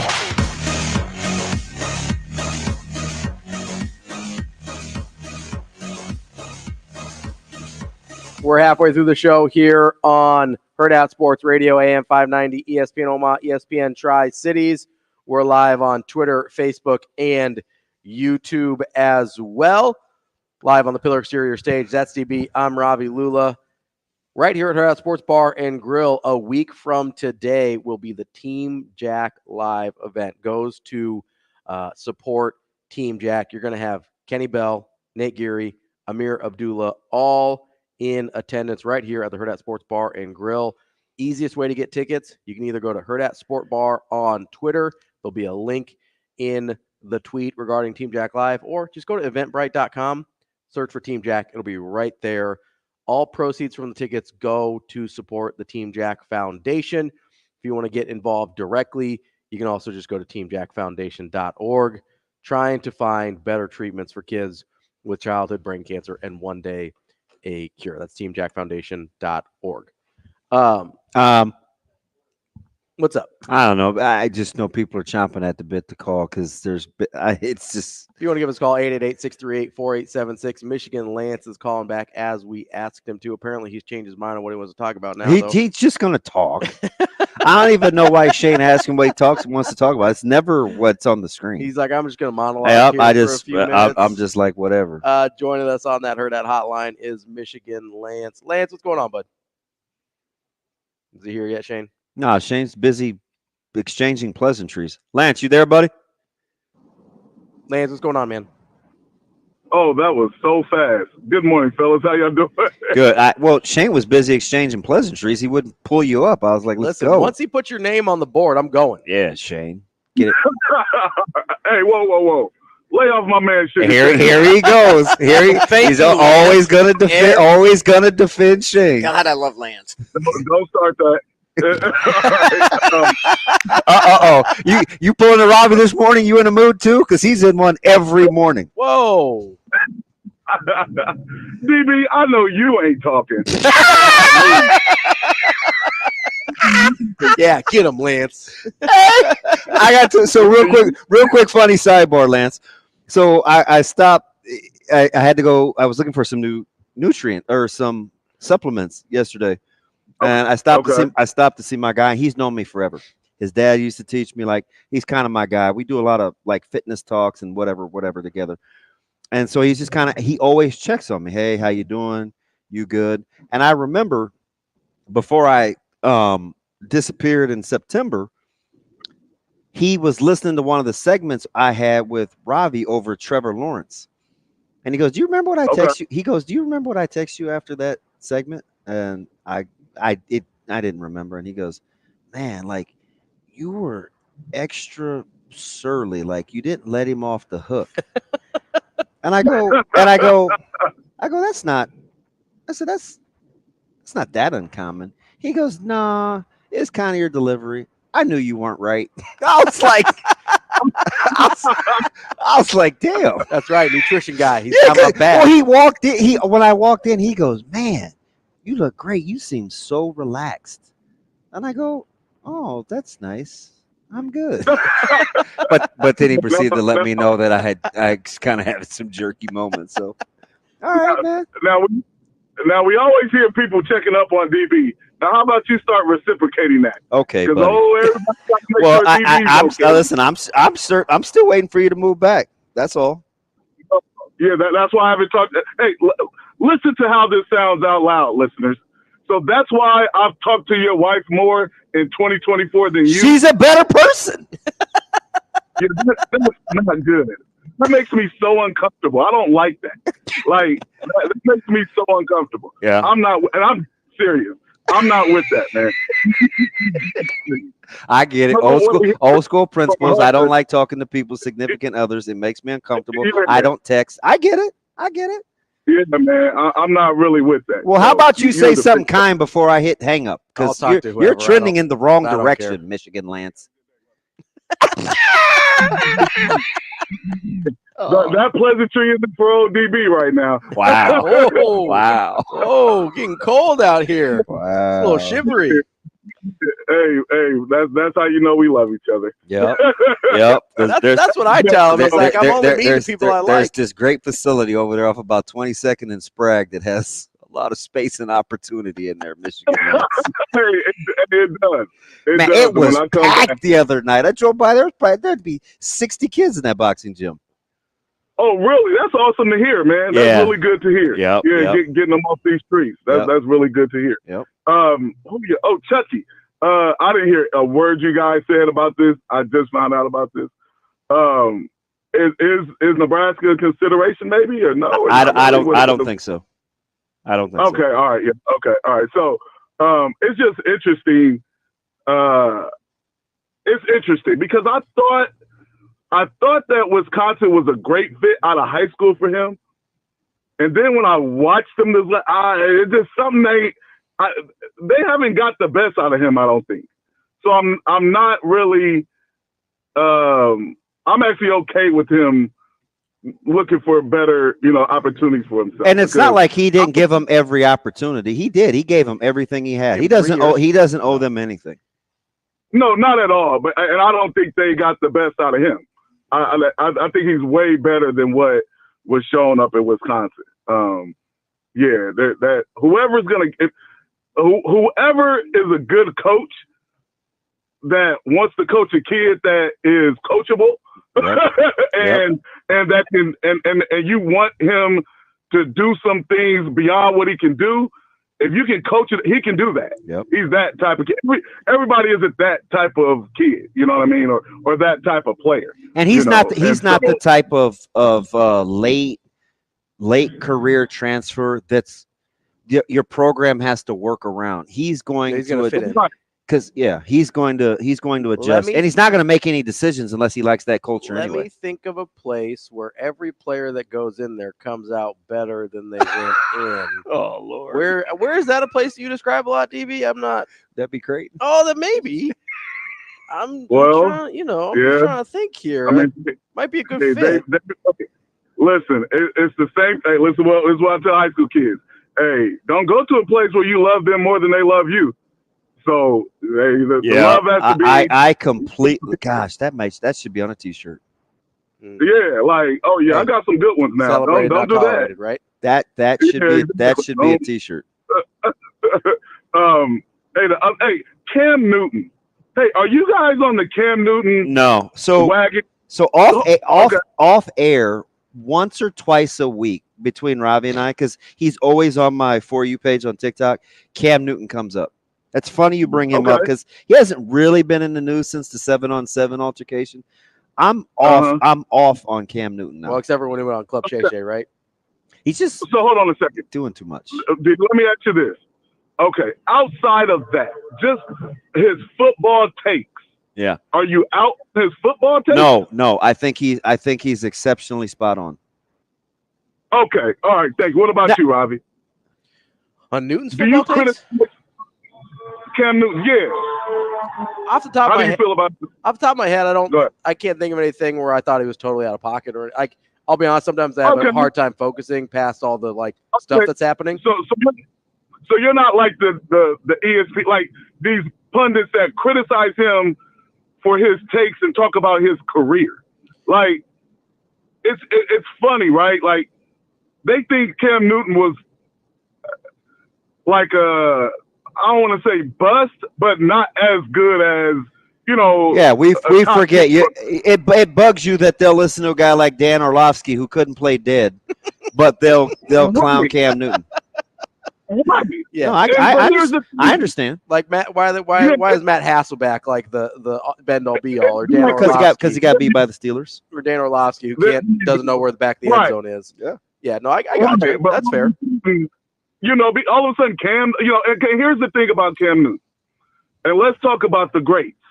I wish I wouldn't say his name first, but Joe Montana, who was his quarterback? Who was his coach and wide receiver? Joe Montana, Bill Walsh, Jerry Rice, John Taylor, George Seifert, Dwight Clark. You don't have to go no further. Hey, how about this? John Elway, who was his coach and Hall of Fame person he threw it to? Shannon Sharp, because he had McCaffrey. He had McCaffrey. He had Rod Smith. No. Let's stop there.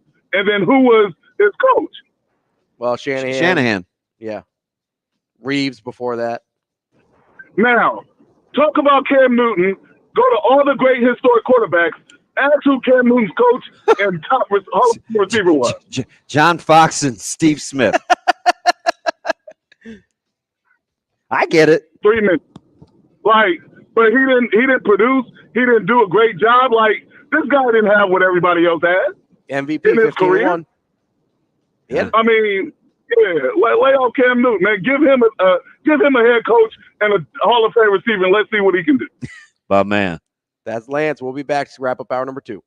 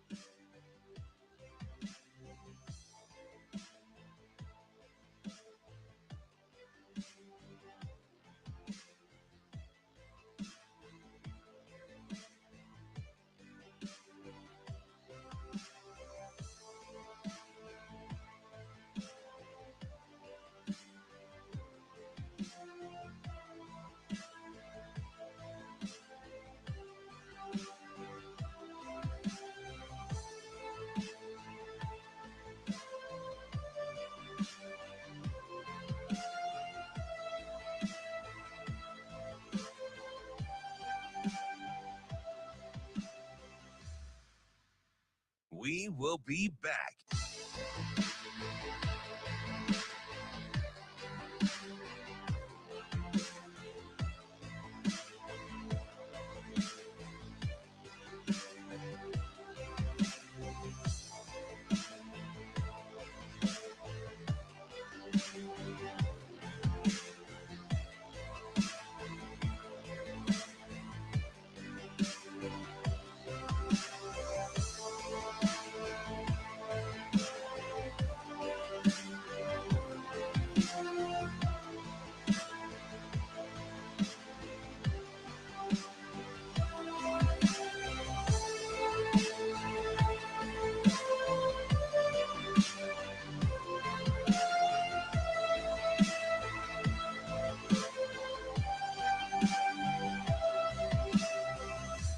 We will be back.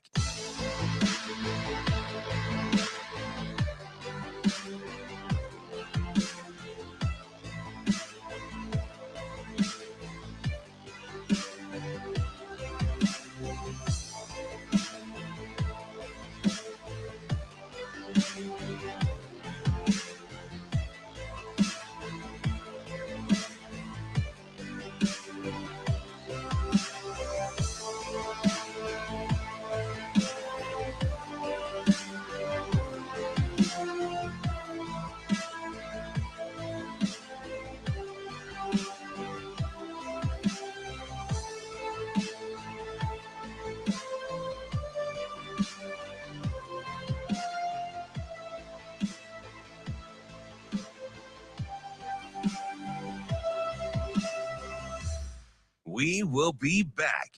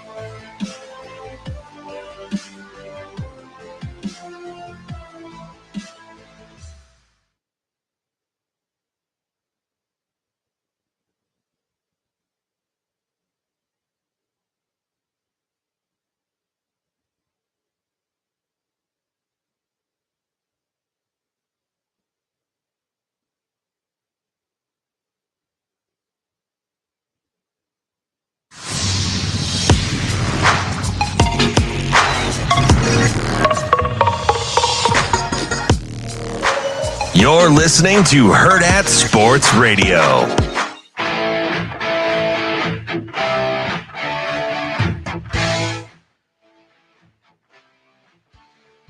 Wrapping up hour number 2 here on Hurrdat Sports Radio, AM 590, ESPN Omaha, ESPN Tri-Cities. That's DB. I'm Ravi Lulla. We're here on the Pillar Exterior stage as we hurtle towards the end of the week. We really haven't gotten to that much today. We basically have talked about like 2 topics, and that's okay because the Chucky thing set people off a little bit.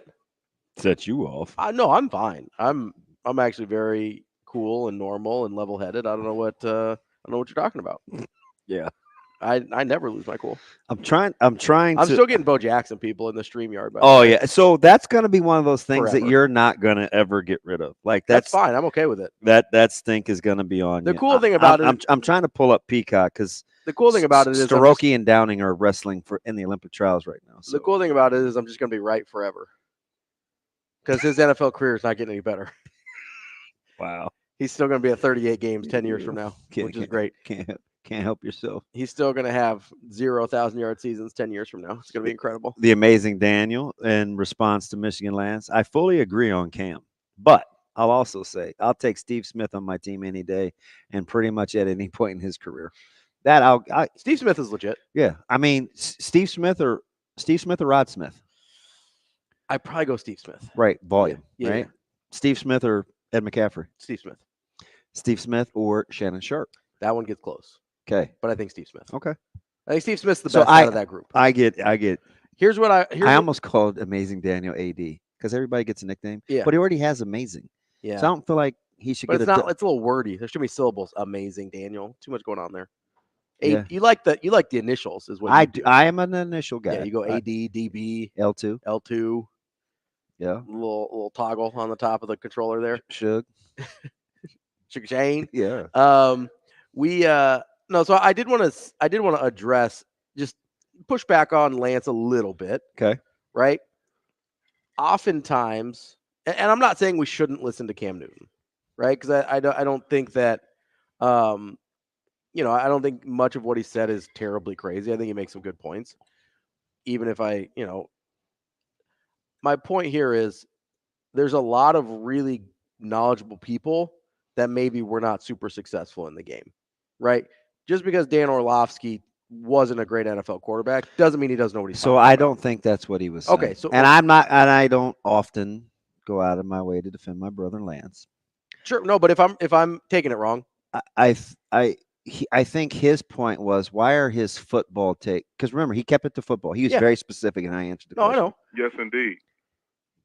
How they use Cam Newton's career against him, sure, to not validate or to validate football takes, and other guys don't get that same scrutiny. Sure, I think that's anything more than that. And that's fair. We're reading into it. That's fair because I think that was his point. I do just want to bring up. There's a lot of the most I don't think he's saying you had to have been good to have a good opinion. Okay, and that's fair. Right. That's totally fair. I do think it's a fair point also to say, hey, we shouldn't discount Cam because of his career. Yeah, his career is actually a lot better. I don't think that's what he was saying. Okay, and that's fine, because sometimes I struggle with, because a lot of times the really, really great players don't explain the game very well, right? Because they had an advantage over the layperson or even the lay player, right? Like, there's a reason Michael Jordan is a bad basketball executive, or was a bad basketball executive. He couldn't remove his own ability to see other people for what they were. Yeah. Right. There's a reason. Like, it's shocking that Larry Bird was a good coach, because most really great players aren't good coaches. It's the kind of mediocre, the guys that had to squeeze every bit of their knowledge and everything out of the game to even make it, that usually end up being good coaches, because they can then impart that knowledge on other people. Right. So typically having a good career does work against you, but I also agree with Lance that it shouldn't be a disqualifier, like, especially in a case like Cam Newton. I can't wait to see this current crop of quarterbacks, especially. I think I saw this, maybe I heard it. Of what, NFL guys or the draft? On my way. Well, both. Yeah. Draft guys going in the NFL of quarterbacks in the first round, because I should ask Eric, or we could check with our folks at Warhorse. The over-under on quarterbacks going in the first round was 4.5 at like minus 170, which is super juicy. Yeah. Which means they think it's closer to 5 than 4. Why not just make it 5 and get? They don't want the push. Duh. But they're gonna get 5. You better move. You better move the line. You can make it to 5.5 and do plus money. Maybe. Like, that would make, because 5.5 is the right number. Right. Because it's whether the question is, does Penix sneak into the first round or not? Well, you know what I'm hoping, or does Nix? This is what I hope happens. Yeah, because this will be really good for Penix. I'm praying that the Patriots take McCarthy at 3. Ooh, okay. Because if the Patriots take McCarthy at 3, Minnesota's gonna grab May. 100%. 100%. Right? And they could maybe, they could work a move. And so if May goes after McCarthy, I'm telling you, sure as I'm sitting here, Shane's Las Vegas Raiders. What's that? Will probably make a play for Penix. Or Denver, maybe. If you have 4 quarterbacks go off in the first 4 picks. I just hope. So what I hope, I'm telling you, but McCarthy's the key. Why? So it's weird. And I don't know how to really put this in words, which is what I was going to ask Chad about. He seems to be the guy that people are willing to make a move for. Yeah. I don't hear anybody else. Fair. Right? So maybe Jaden Daniels. I think there's some He's people going too, though. right, but I think there's some people that are enamored with Daniels. I just don't think they're going to give up enough. Probably not. So McCarthy is like the cool guy that people would make a move for because they want to show you how smart they are. And they think they think they can get in position to get him. So so if the Patriots, because the Patriots might be open for business, then everybody's got to be there. So people are going to think, oh my gosh, I got a shot at May now. Yeah. I didn't think May was in play. Yeah. I'm working on moving up to get McCarthy. Yeah. Right. Because May is the guy that's probably the most like Justin Herbert. Yeah. Yeah. Right. So physically for sure. So listen, take McCarthy at 3, New England. Take him. Yeah. Because I'm not invested. I do want to be right that is better than we think. That's but I don't care. Like, listen. Not to the point where you care that much. Nope. Yeah. I'll eat it if I'm wrong. See, so I am invested in Penix being good. But I do want Penix to go in the first round. So that's my. So if 4 guys go off in the first 4 picks like that, and McCarthy goes 3. Well, it won't go 4 for 4 because I still think Arizona takes Harrison Jr. Okay, so 4 of the first 5. Yeah. 4 of the first 5. Although you think Arizona should trade Murray and get a quarterback. I just wish Arizona would trade Kyler Murray to Minnesota because I want Minnesota, for whatever the reason, man, I want them to be good because I don't want that franchise to not get the best of Justin Jefferson. But if reports are true that Jefferson is turning down all this guaranteed money, is it quarterback driven or does he want out? I think he just wants out. I mean, well, you hope not with the right guy. Yeah, but I don't know. Guys are weird. They care about different things. But he's got the best. His coach is going to be terrific. Yeah, but maybe just doesn't like living in Minnesota. I think all those quarterbacks got to go in the first round. I think your team. I think nowadays. Well, teams, so the question is Bo Nix then, right? If we think it's I think he's out. I think he's out. But if we think it's going to be 5, I think the shine is off of Bo Nix. Right, but here's the group, right? If we're talking between 4, 5, and 6, it's obviously Caleb, Daniels, Drake May, J.J. McCarthy. That's your 4. Michael Penix is your 5. If you think it gets to 6, whether it does or not, Bo Nix is your 6. I just think it's weird that and maybe it's moved since yesterday or whenever it was that we were listening to on satellite, but 4.5 was still the number. Yeah, which would let you know. I'm like, how is it not 5.5? Well, they must think that the shine is off of Bo Nix as well, too. No, but just do the math. Penix makes 5. Yeah, Penix makes 5, but to move it to 5.5, you have to wonder if somebody's going to get to 6 or not. Move it to plus money or pay for the juice. I could think about. I could understand plus money at 5.5. Like if you take the over on 5.5, you get plus money. They keep showing this stupid highlight of McCarthy's throw against Nebraska. Like that ball was late, man. Gift's got to get there. That wasn't. He was fortunate. He caught it off the back of a guy's helmet. Yeah, that was. Why do they keep showing that? That wasn't. And show the play from its entirety. He missed him early when he was open. Yeah. Right. He missed him when he was open. So I'm like, if I'm watching that, it's got to be out of his hands. That's like a better highlight for the receiver than it is for McCarthy. Yeah, he caught Gift flat-footed. Yeah. No, I think what gets interesting is if you have 4 guys go off the board in the first 5 picks, then all of a sudden, who gets desperate for Penix? Right? Because all of a sudden, Denver, the Raiders. You don't have maybe I can get him in. Maybe I can get him at 14. Maybe I can get him at 20. All of a sudden, if it's him and then Bo Nix 30 picks later. Because I'm just or telling whenever you, Bo Nix goes. If the Patriots take McCarthy and somebody moves up to get May at 4, and then that's going to put Penix in play because it's going to be panic. Panic mondium, right? That's what's going to happen with this run of quarterbacks.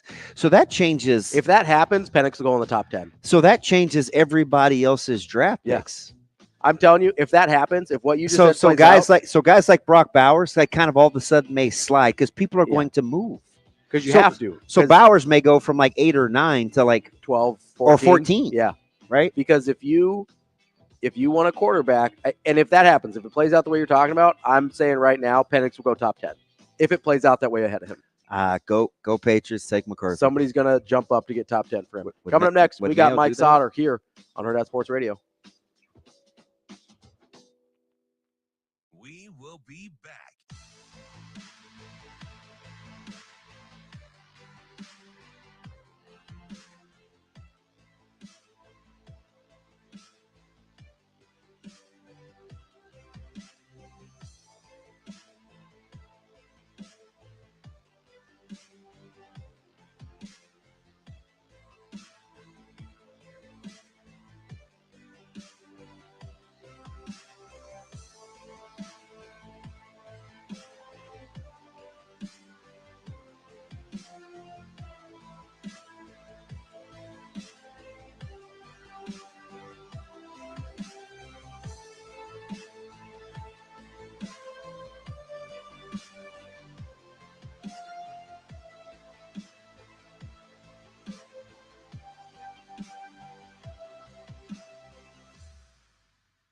We will be back.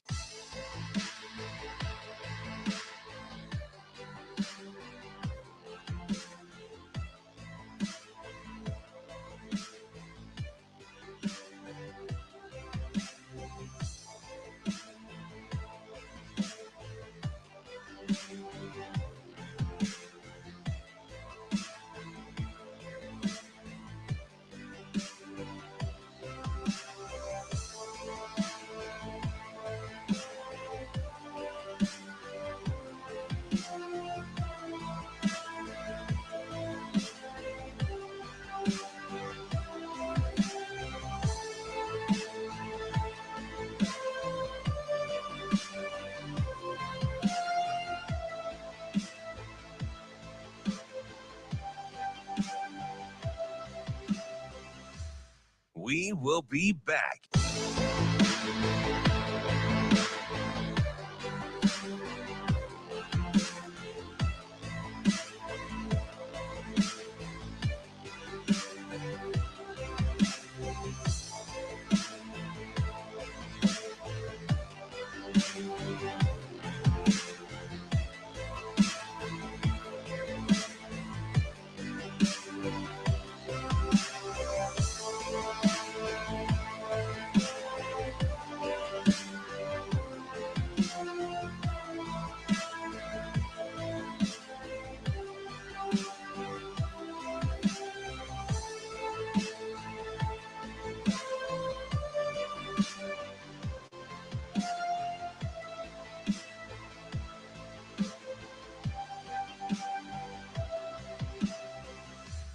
We will be back.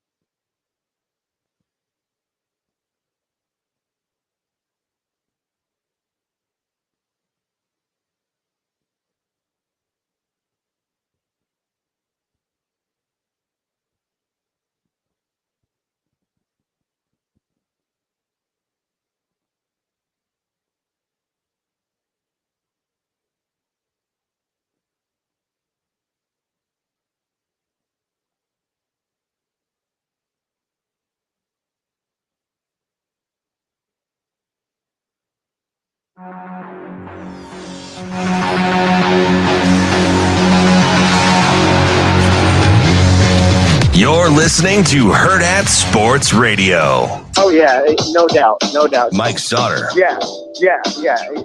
Mike Sautter. Oh, man, you're going to put me on the spot. Mike Sautter.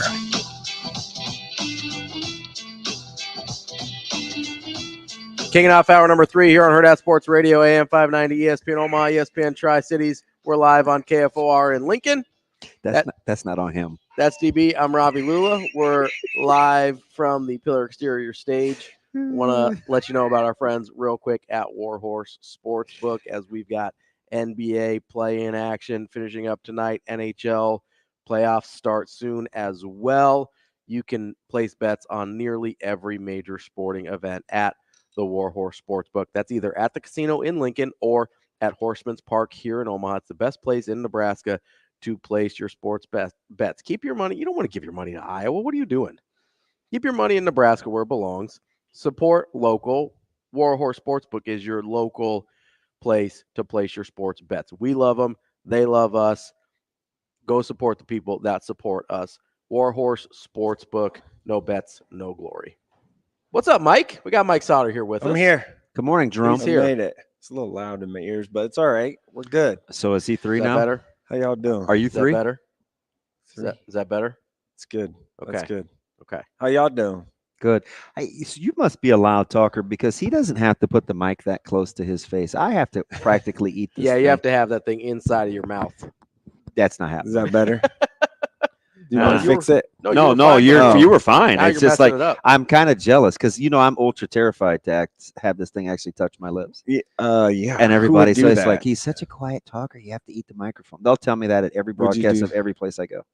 Yeah, Who you don't want to do that. Who would have that touch your like? I'm not having that touch my Nebraska media is arguably the worst than the Husker Radio Network, but my levels are so consistent with them. Like I know where I have to put it, but You're so soft spoken. I don't know about that unless Ravi makes me mad. But outside of that, I'm fairly. You know what's gonna make me loud. mad if the Jets mess up the draft. So next week. are you not hoping that the Patriots take McCarthy? Yeah, please take him. Go for it. And it's not because I think he's going to be a bad quarterback. I think he's the guy that there's always that guy. Yeah. Like close to the draft that people like become enamored with. Yeah, he's that guy. Because then maybe the Giants will chill and they'll go get like neighbors. Yeah, Tennessee will take Alt.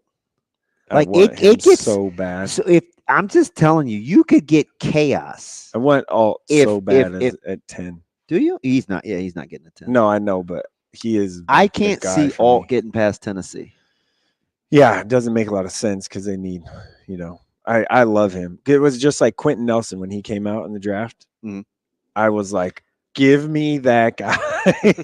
And he turned out to be pretty good. Now the only team I say we about is the Jets, by the way, for people. So JTS, Jets. we took Quentin Williams that year, and he's turned out to be pretty dang good too. So that's all right. But Full disclosure, did you love him with the pick?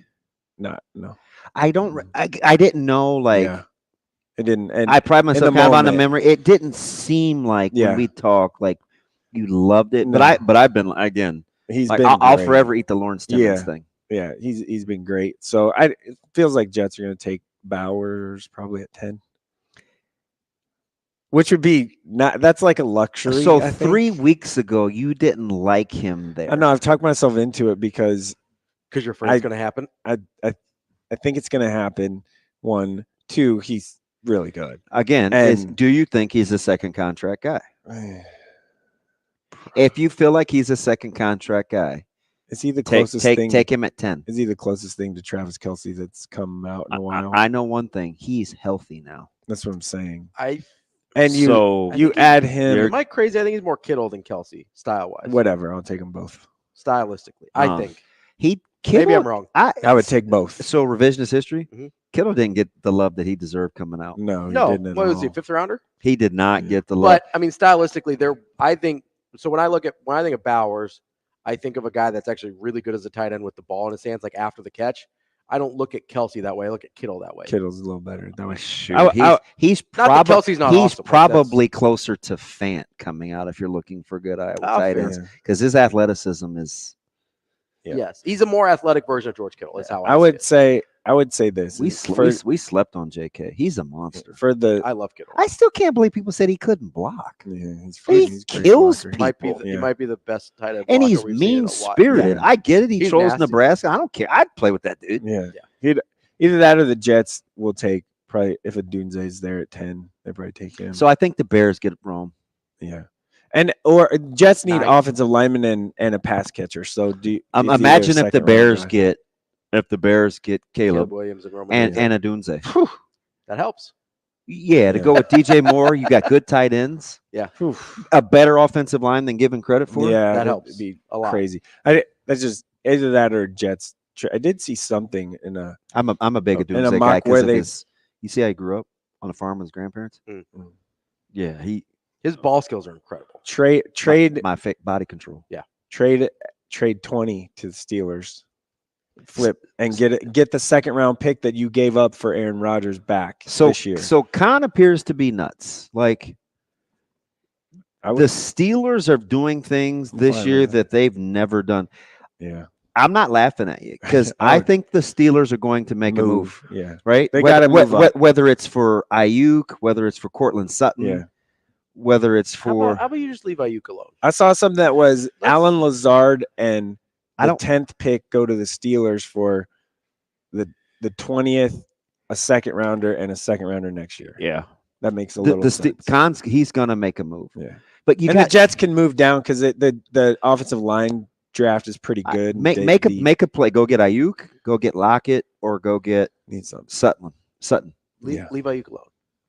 Do you like Ayuk, or is it just because you don't want to give him up? I like him. I don't like him at the number he's probably going to get. Like I don't I was totally okay with paying Debo too much. I was okay with Severe went round and round about Ayuk, and I think we landed at just wasn't sure how well he'd catch the ball. I like Ayuk a lot. I think they paid Debo too much. I don't. I think hurt a lot. Debo is worth every penny. Do you see how he runs? He's angry. He runs into a lot of things at I'm just high. He's great, and I play rate of him speed. often in daily fantasy because he touches the ball all the time. But he's also doesn't play a lot. You think the NBA is going to hurt you for you daily fantasy guys and player props? I don't do. I only do football daily fantasy. Dude, they're going to have to take a real hard look at player props. Well, because of Are they? Yeah. The NCAA is taking a look. Is trying to get it done. Do you not remember the Butte story? I know There's a lot. Yeah, I know. But LSU, like NCAA and NBA are different. NBA is they're gonna take NBA a hard is look fully in bed with gambling. Yeah, I think the player props are. I don't think they're going away.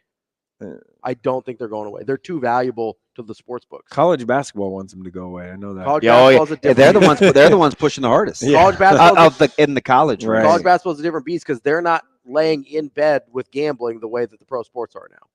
Like, yes, they're a part of it, but like you get NBA presented by FanDuel or NBA presented by DraftKings. Like you get all that. You think those places who built their entire thing on daily fantasy and player props and now are getting into traditional Jonte gambling. Porter should be a FanDuel spokesman or something now. That's probably not the vibe they want to give off. I just much like what happened in college baseball. I can't believe you would be that. I can't. Dumb. I can't. A lot of people are that dumb. Remember when we read the story though? We were like, dude, it was the biggest player prop winnings twice. Yeah, and it was That's easy how you to figure it out. That's how twice. Not too once. That's how you know twice. People don't understand how it works, right? Because he probably went in there and be like, oh, either they don't know who I am or I can send the money with somebody else and they won't know that it's me. And they don't understand that they monitor dude, you got how much gets bet on. You got a 2-way 10-day guy. Yeah. Commanding top dollar for all the player props who that there are then in the bounces NBA. in each of those games after like 3 minutes. Right. Not like he just played and had a bad game, right? He actually Didn't play. leaves the game after like 3 minutes. Okay, what are the numbers like on me tonight? I mean, guys are that dumb. But we did the same thing with Kelsey. I said, do you know I don't think Kelsey's going to get a touchdown? He was getting plus money for an anytime touchdown. It's crazy. You think Kelsey could just go over to Mahomie and be like, "Hey, man, I need one tonight. We good?" Like you told me anyway all the time. I'm on a heater. Yeah. The last couple. Toss me one. They do it when there's an incentive on the line. Now, how is that possible that he was going to get plus money? Who's not playing that? But you also have to remember, a lot of times they'll put good value in some of those bets. It's like Costco giving you the $5 rotisserie chickens. They're getting you in the door, so you spend money on other stuff. That's funny. They've had huge articles on that. It's totally a thing, and they know it. They're willing to lose money on the volume for how they produce. They lose money on the hot dog soda thing. Yeah, you know why? Every day. Because every time But I go in, don't just go get that. Yeah, I went to I don't Costco. think you can do that anymore without a membership, can you? Not without a membership. Yeah, but you can't. Still So go. they're already winning. Yeah. So you're winning on the membership, but also, this happened to me last night. I went into Costco. And I was like, I'm going to get a hot dog and I'll pick up a few items. Guess what? Guess how much money I ended up spending on Costco last night? Guess. You just throw out a number. 110. Much higher. Yeah. And you went in there for breakfast? I went in there for a hot dog and to pick up like soda and a couple other things. Yeah. Well, I ended up spending $300. They'll get you. Let me tell you. I don't have kids. I went. And I don't buy my dog food there. Hey, I went this morning and I went to the place that gives you, a penny for gas if you buy whatever. It's 30 cents for every $60. Yeah, this today, weekend. But right? I went because yesterday I went and it was limit 5. They had 99-cent Gatorade things, and it's only limit 5. So I went yesterday, got that, a couple other things. I went this morning and got only the 5 things of Gatorade and walked out. Didn't you just get reprimanded for being a selfish grocery shopper? Yeah, for sure. Hey, it's all right though. Last time I went to Costco, I got the one thing that I wanted and walked out. And when I got home, I was like, whoa, I just did that. Yeah, but you're the outlier, right? They count on people like me that go in for 2 things, spend $300, grab their hot dog on the way out, and think, only spent $1.50 on a hot dog. I got a bargain. Yeah. Hey, before we get to the basketball transfer portal, we may have some developments in Stanton, right? And now full disclosure, a little biased. Ren Brown, yeah. I'm a little biased, just fresh off of doing them in the state championship, and I could they had some dudes, right? If you go back and listen, I'm like Brown was good. Not sure he was the guy, like the one that jumped out at me, but way good. Yeah. And here we go. Yeah. Ohio, it's that snowball effect that's totally happening with him. And they're going to be Eastern good. Michigan. And I said this late during the game. They're going to be good again. Yeah, they are. He's a really good coach up there. So they're going to be good again. Ren Brown, for those that don't know, he's at Stanton High School. He's a junior offensive lineman, plays both, but going to be an offensive lineman. Oregon State just offered yesterday. Like Ohio offered, was it yesterday or the day before? And then it started with like Eastern Michigan, like a couple weeks ago. So it's just kind of moved up. He's gotten more in between there too. So were you the offensive line group though right now? Like that's what I'm Calvin saying. Jansen. That's what I'm saying. Run. And you got the young guys too, right? Yeah. I talk about James and Glab every week.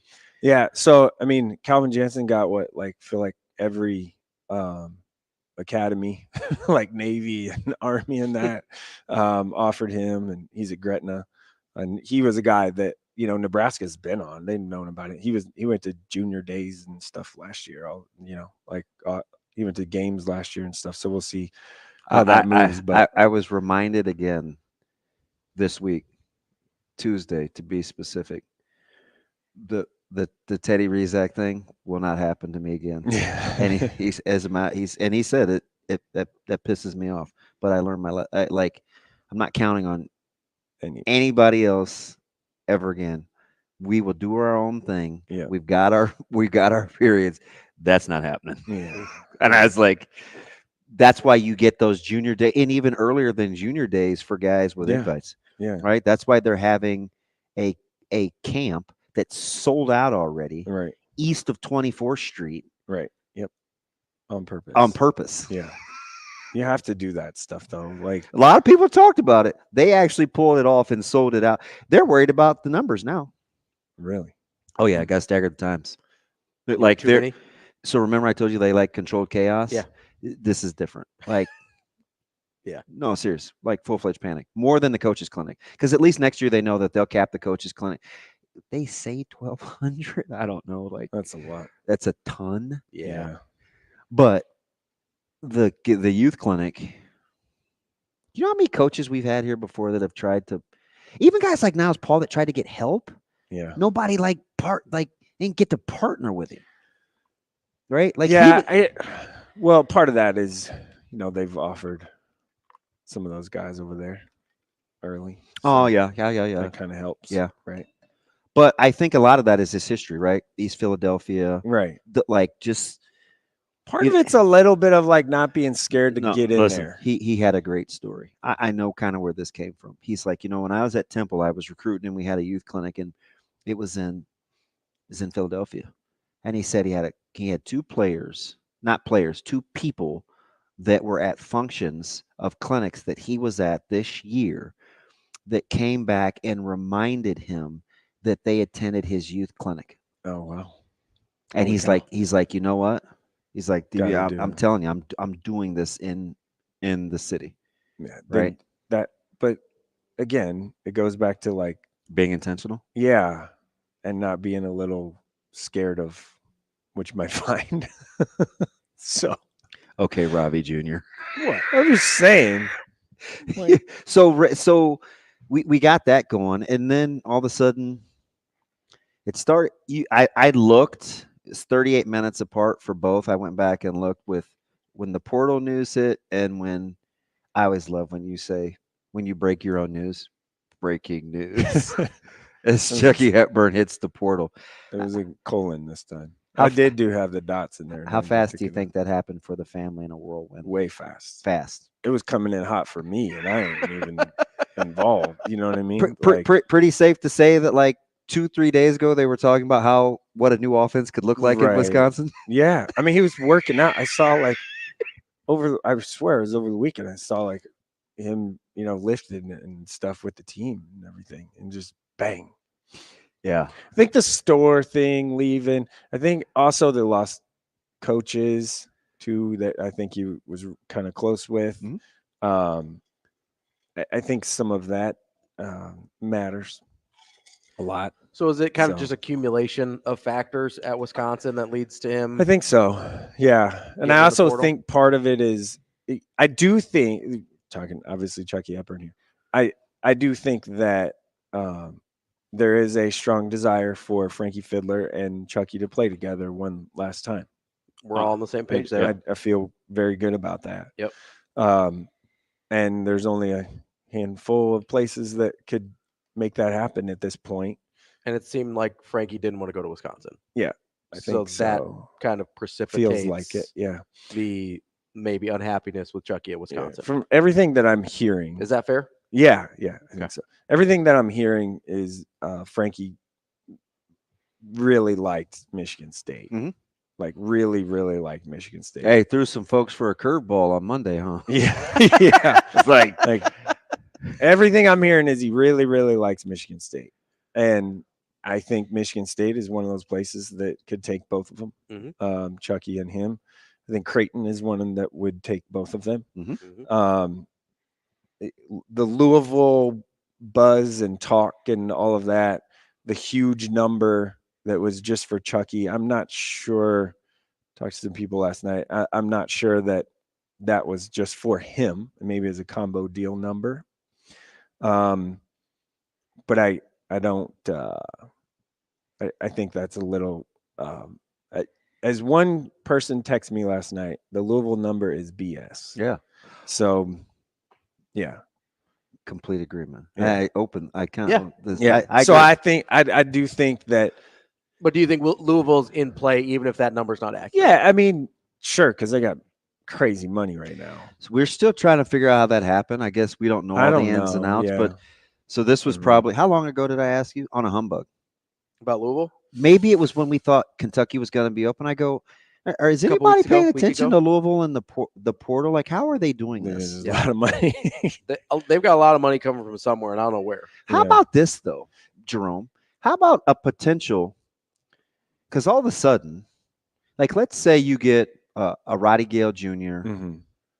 I mean, Creighton's in on a lot of people right now. You get a Roddy Gale Jr. There's a guy from St. Mary's they're in on. Right. Yeah. That dude's a stud. Yeah. You get a Chucky Hepburn. You get Frankie Fiddler, and you get Kalk to come back. Not to mention Jackson McAndrew. And their recruiting class is way good. It's the 12th ranked class in the country. So I love Larry Johnson, by the way. So I was just getting ready to say we've kind of been talking about that's my guy. So my buddy said he said this about I don't know however long ago, but I had to text him again a couple weeks ago. I said, hey, just so I heard this right, Larry Johnson is, and then I filled in the blank, and he's like, oh yeah. So then we had to go back and kind of just look at it. Mm-hmm. You and I talked about it a couple weeks ago on the show. He's freaky. Yeah, he's way good. I said I don't know about like basket like the but he might be one of the skill. better athletes Creighton's ever had. Right, correct.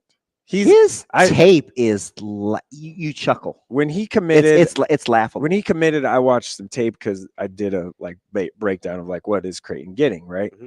And this was, I mean, months ago, and I fell in love with him. I was like, oh my gosh, this dude reminds me, and rightfully so. McAndrew, he gets a lot of the hype, but yeah, McAndrew's really good. Yeah, he's really good. Really but good. But we've seen guys in McAndrew's mold at Creighton before, right? Lanky shooter, like four fits spot. exactly what they like, yeah. right? So and you fast forward, and it's like Chucky would be Trey Alexander in that offense, like overnight. It's the same, just better defender. We first team all Big Ten defense. No, I understand. Trey was a better defender. He got credit for. I agree. I'm not. Hey, that's what I'm saying. I'm not. I agree. I'm not knocking Trey as like a defender, better defender, but Chucky, but not by as much as people. No, he's an elite level defender. He is.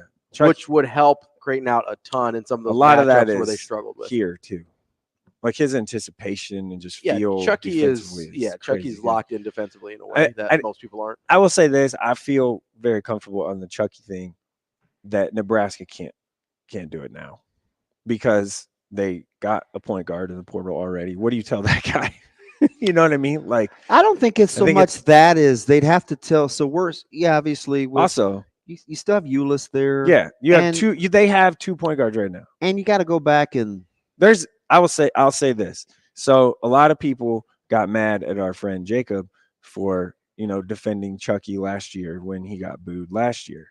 And then when I'm sitting there, they did call him soft. They did call Jacob. Yeah. When I'm sitting there this year and he's getting probably worse than what he got it, I'm like, you guys are crazy because you never know with transfers nowadays what can happen. Mm-hmm. And now, boom, now it's like, oh, we want you, come here. Blah, blah, blah. Like, hey, man, like you booed the crap out of me. What are you talking about? In a way that was like weird and personal. Yeah. Like I know people brought up Matt Hill. This is not the same. This is not something that Nebraska fans have typically done with Nebraska guys against them. No, don't do that. This was a weird deal with Chucky. So anyway, Nebraska, I think is not a very realistic possibility at this moment. I said a week ago, probably. I said it at the top of the show: Michigan State or Creighton, and they're getting both. That of them. feels what it. And they're getting both very of them. much so feels what it is. Coming up next, we will continue to get into it with Mike Sautter here on Hurrdat Sports Radio. You're listening on AM 590, ESPN Omaha, ESPN Tri-Cities, and KFOR in Lincoln.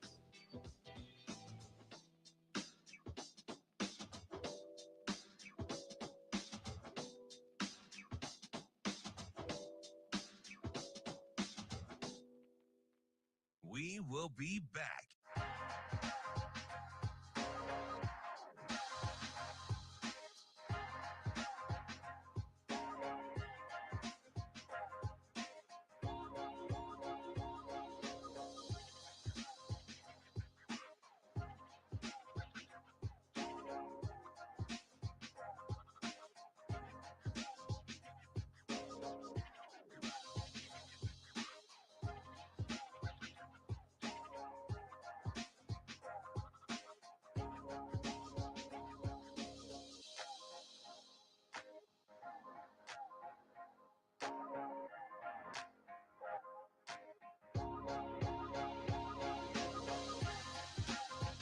We will be back.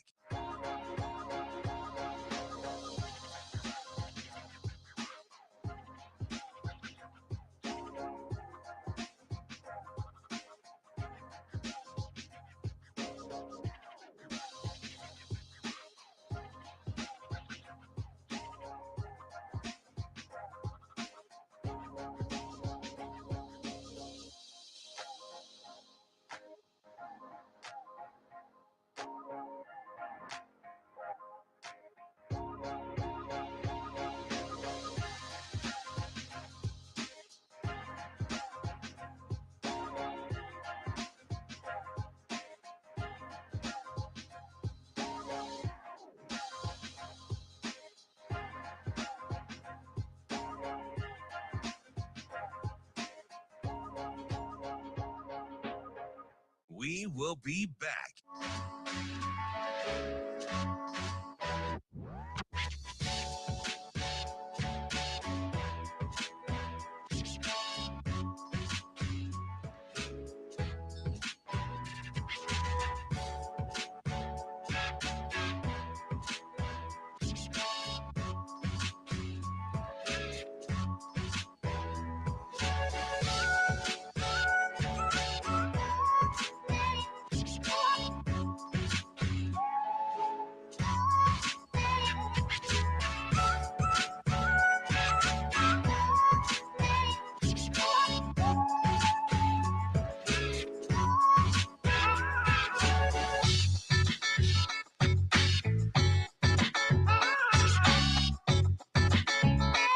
We will be back.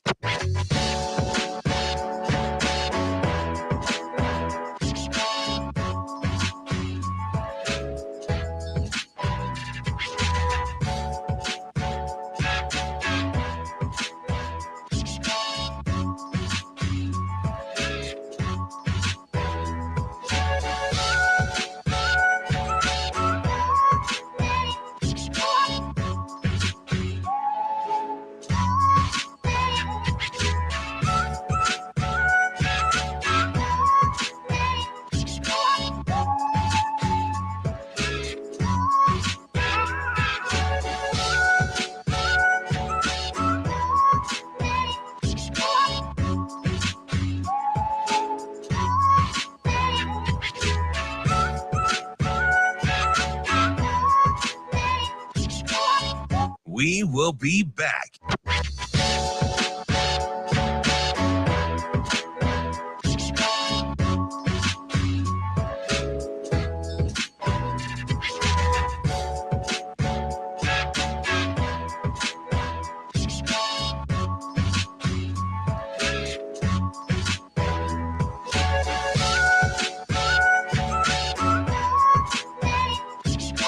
We will be back.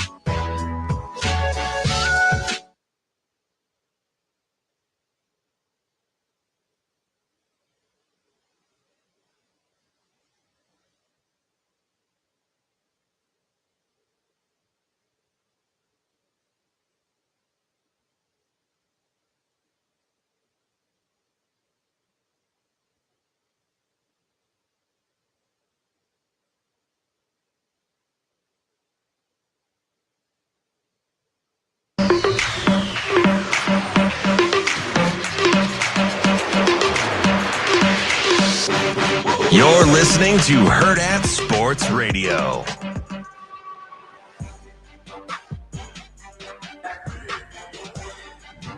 We're back here on Hurrdat Sports Radio, AM 590 ESPN Omaha, ESPN Tri-Cities, KFOR in Lincoln, live on Twitter, Facebook, and YouTube from the Pillar Exterior stage. I'm Ravi Lulla, DB here with me. Mike Sautter joining us as well. Lots of transfer portal action with local guys. We talked about Chucky Hepburn for most hour number one. Hit on him there again. But there's another guy, you know, maybe a teammate of, and not Frankie Fiddler, of Chucky Hepburn's, William Kyle, who is also trying to make a decision on where he's going to end up going. Yeah, he's down to, I guess, Nebraska, Wake Forest, Iowa State were the three, right? Visits and whatnot expected. They're not in a hurry. Well, they're in a hurry. They need to know by May 1st is what they want to do. So sounds like high schoolers. Yeah, they want to get it done, by the end of the month, which means Nebraska and having him at the spring game next week, and around, next week for his visit is very important. I think they definitely want to do that. Now, if they fall in love with Wake Forest though this weekend, Can I ask a question here? Like how they Hunter Salas? No.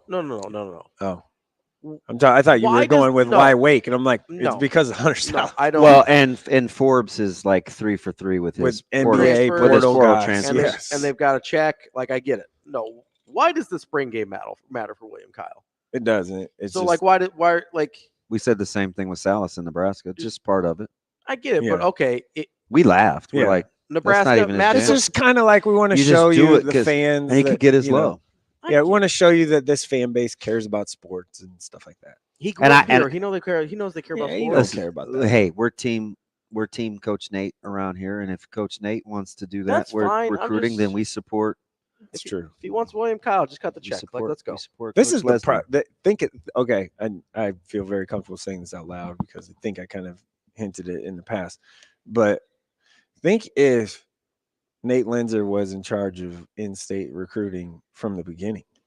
He's sensational. We wouldn't be having this conversation. We would about not Chucky be Hepburn. having it. No, we would not. No problem. Maybe about William Kyle. We wouldn't be having it about a lot of guys. Yeah. But now, and he is such a good person. It's so hard for them to get over the top on some of these on transfer guys because parents and players and the agents they had their mind. Why didn't you recruit me the first and they time? use it again. It's funny, but he's aware. It's kind of like Coach Rule. Like he knows what people are saying about them, but he's such an easy person to. How visible is he? A lot. This dude is He's everywhere.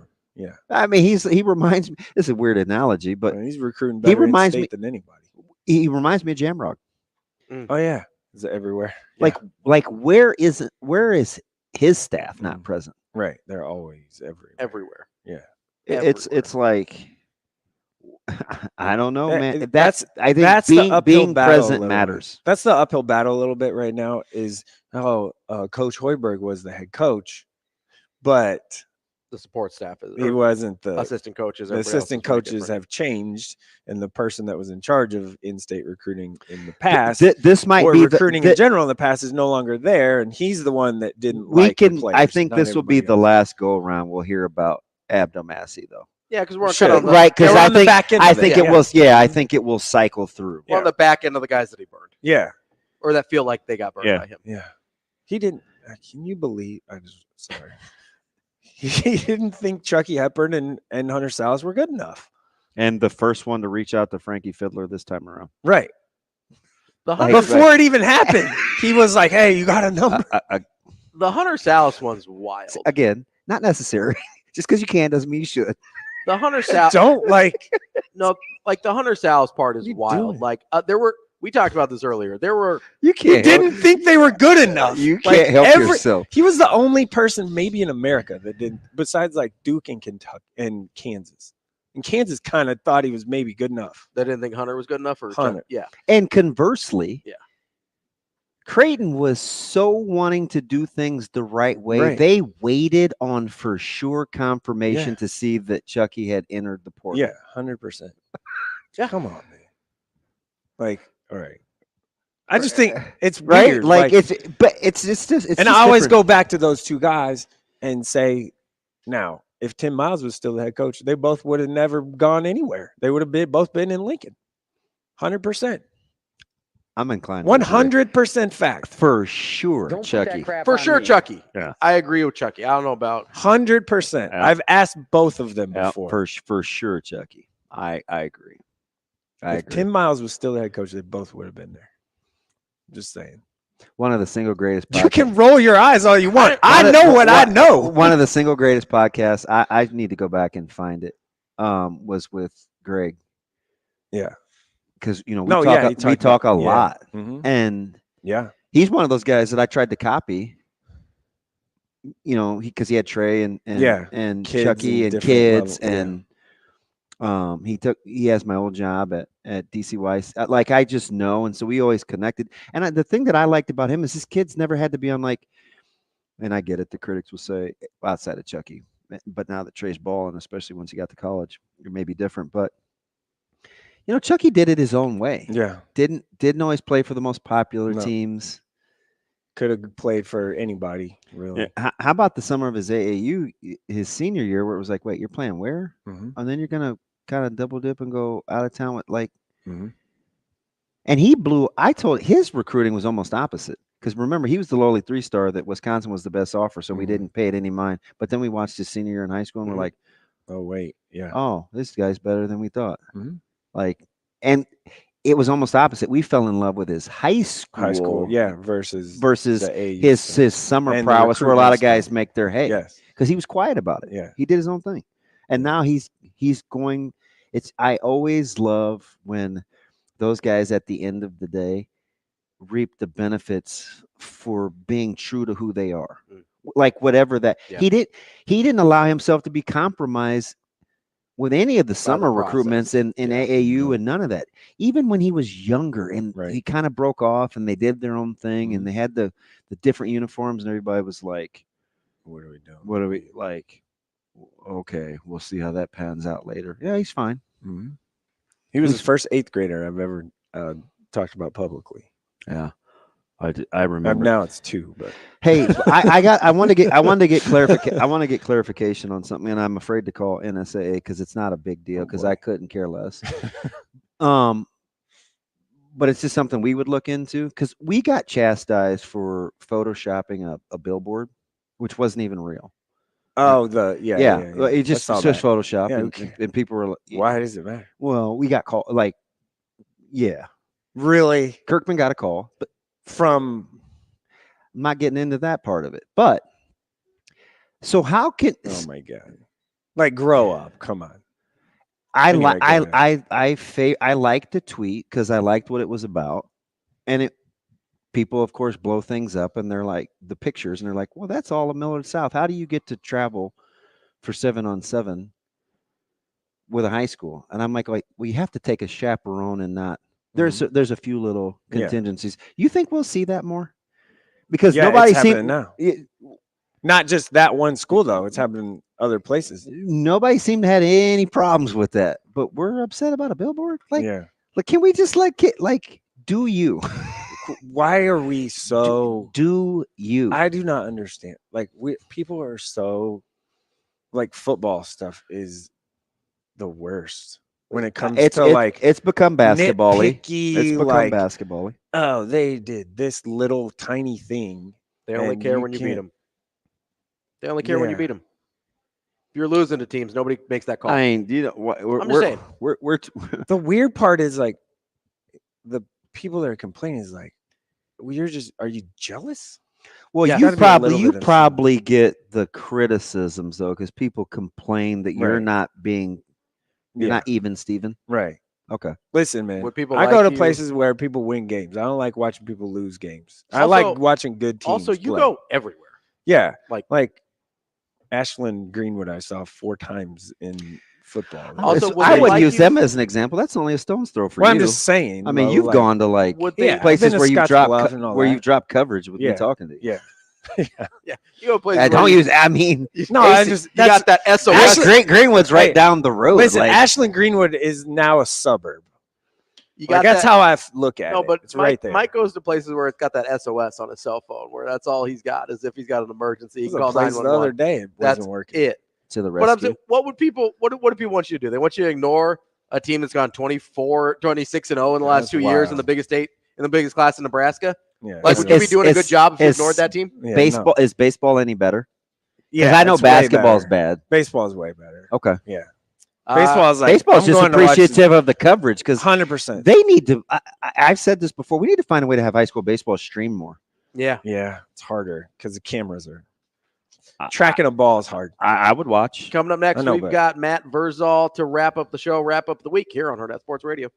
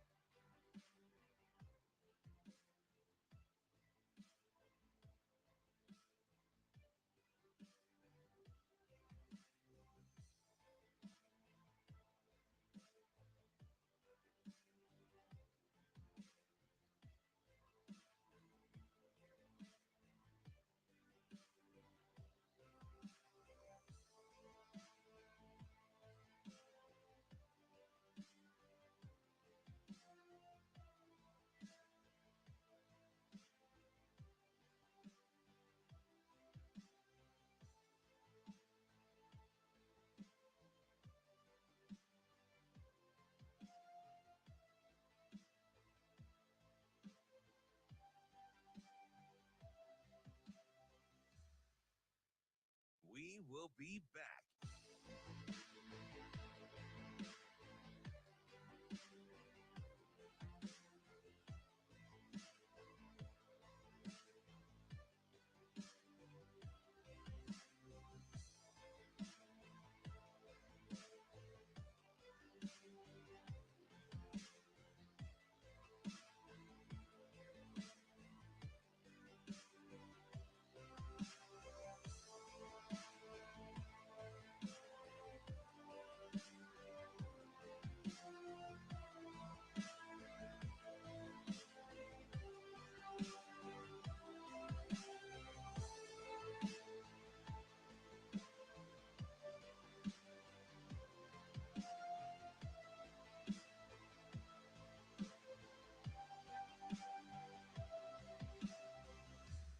We will be back.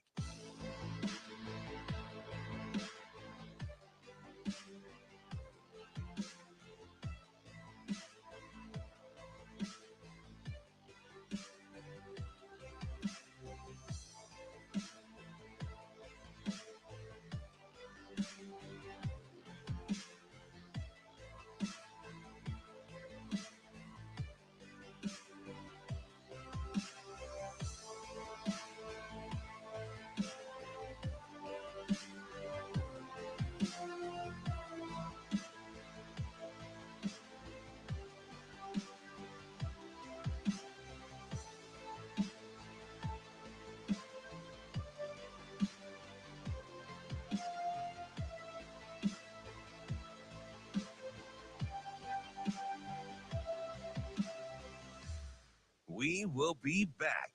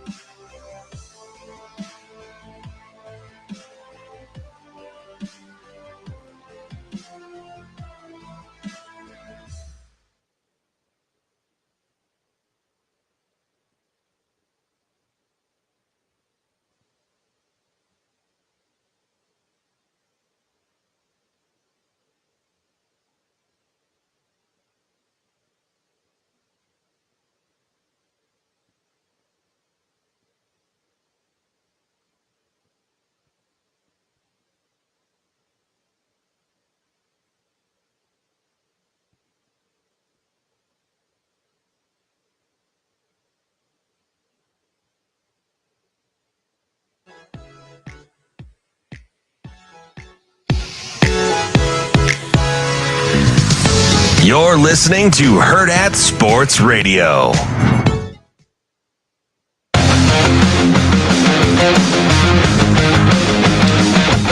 Wrapping up the show here on a Friday on Hurrdat Sports Radio, AM 590, ESPN Omaha, ESPN Tri-Cities, KFOR in Lincoln. That's DB. I'm Ravi Lulla. Mike Sautter here with us as well. We are efforting Matt Vrzal. Apparently, we're having issues with guests today. The only people that showed up. Apparently, are the Shane ones that can't work the phone. Hey, I figured it out. I got him here. Okay, we got him. We got him now. We've got our guy Matt Vrzal here on the Hurrdat Hotline, owner of Paisan's Pizzeria, former Husker. Verz, how you doing? Good, boys. How are you? We got the three amigos. Who am I talking to? You got Ravi, DB, and Sautter. Are you being serious? Nice. Like you don't know One the white guy difference? and never mind. Well, sometimes Sauter's there. Sometimes he bails out. Sometimes I have places to go, like work. You ain't got nothing to do. You ain't got nothing to do. Calm down. I'm about to leave before I get in trouble. AAU season ain't started, Jurgens. Calm down. Yeah, it did already start. Started. I was in the gym all last week. Thank you very much, Matthew. The downfall of basketball. You support it. Hey, Damon, when's Chucky coming? He ain't coming. I don't know. Omaha? I don't know, Maddie. Why would you ask me? You got the inside scoop, dude. Hey, so how was the whole pizza? Okay, you're gonna leave me no choice but to message his dad. You're gonna want me to do that? That's fine. He's been very open and transparent. When you say coming, you mean to Omaha or to? I have. Lincoln? Can I ask this question real quick? Where did you get the fancy white van that you delivered 2 trillion pizzas to Lincoln to? It's my guy Teal Industries. He won't put. I want him to put the Teal Mobile on the side, but he won't. I mean, it was kind of creepy, but it was shiny and new. That's what you. Yeah. So what's inside where you could stack all those pizzas? They're just wide open in the back. He does some stuff. I believe. I don't know. He might be in the mafia. This dude, he delivered 200 pizzas to Lincoln Saturday. Stuff. I think he takes piping and things to plumbers, kind of that industry. Yeah. And so he needs that bad boy. I should ask him what he does. He never has brought it up. If he tells me he's in like waste management, there's a chance I was driving a hot vehicle there. Don't worry, they probably Sounds a little sketchy already. They probably changed the VIN on it already. You're all right. Did I tell you how you got me in trouble? Yeah, on the phone. Yeah. Sorry about that. Yeah. Oh yeah. Kelly's breaking you up inside. I apologize. He literally. I apologized yesterday. Do you know what he said? I was there. I apologize. Did I tell you what he said? He said, "You know better. Put your phone down." I know. Like I was 6. Just slap your hand for You're hitting one the of stove. his employees. And I ate it too because it's just me and Micah That sitting over always- there that- until Jessica came over there for a second. But it was just. That always pisses you off too when somebody talks to you like. It's like I get it, man. But I mean, hey. Poor Micah just wants to watch them practice. He's getting grilled over like, all right, buddy, what are they in? 2 high, 3 high, 42 personnel. What's the, How long were you listening? How long were you listening to us? Because that, and it was his doing. I only asked like 1 or 2 questions. What's the fantasy here? I'm like, dude, leave the kid alone. Just let him watch. Let him be a kid. I feel like he's exaggerating. I stood on the stairs for a good 2 minutes and watched you grill that kid. Just let him be a kid. Jeez. Yeah, that's how unaware they were that I was even there.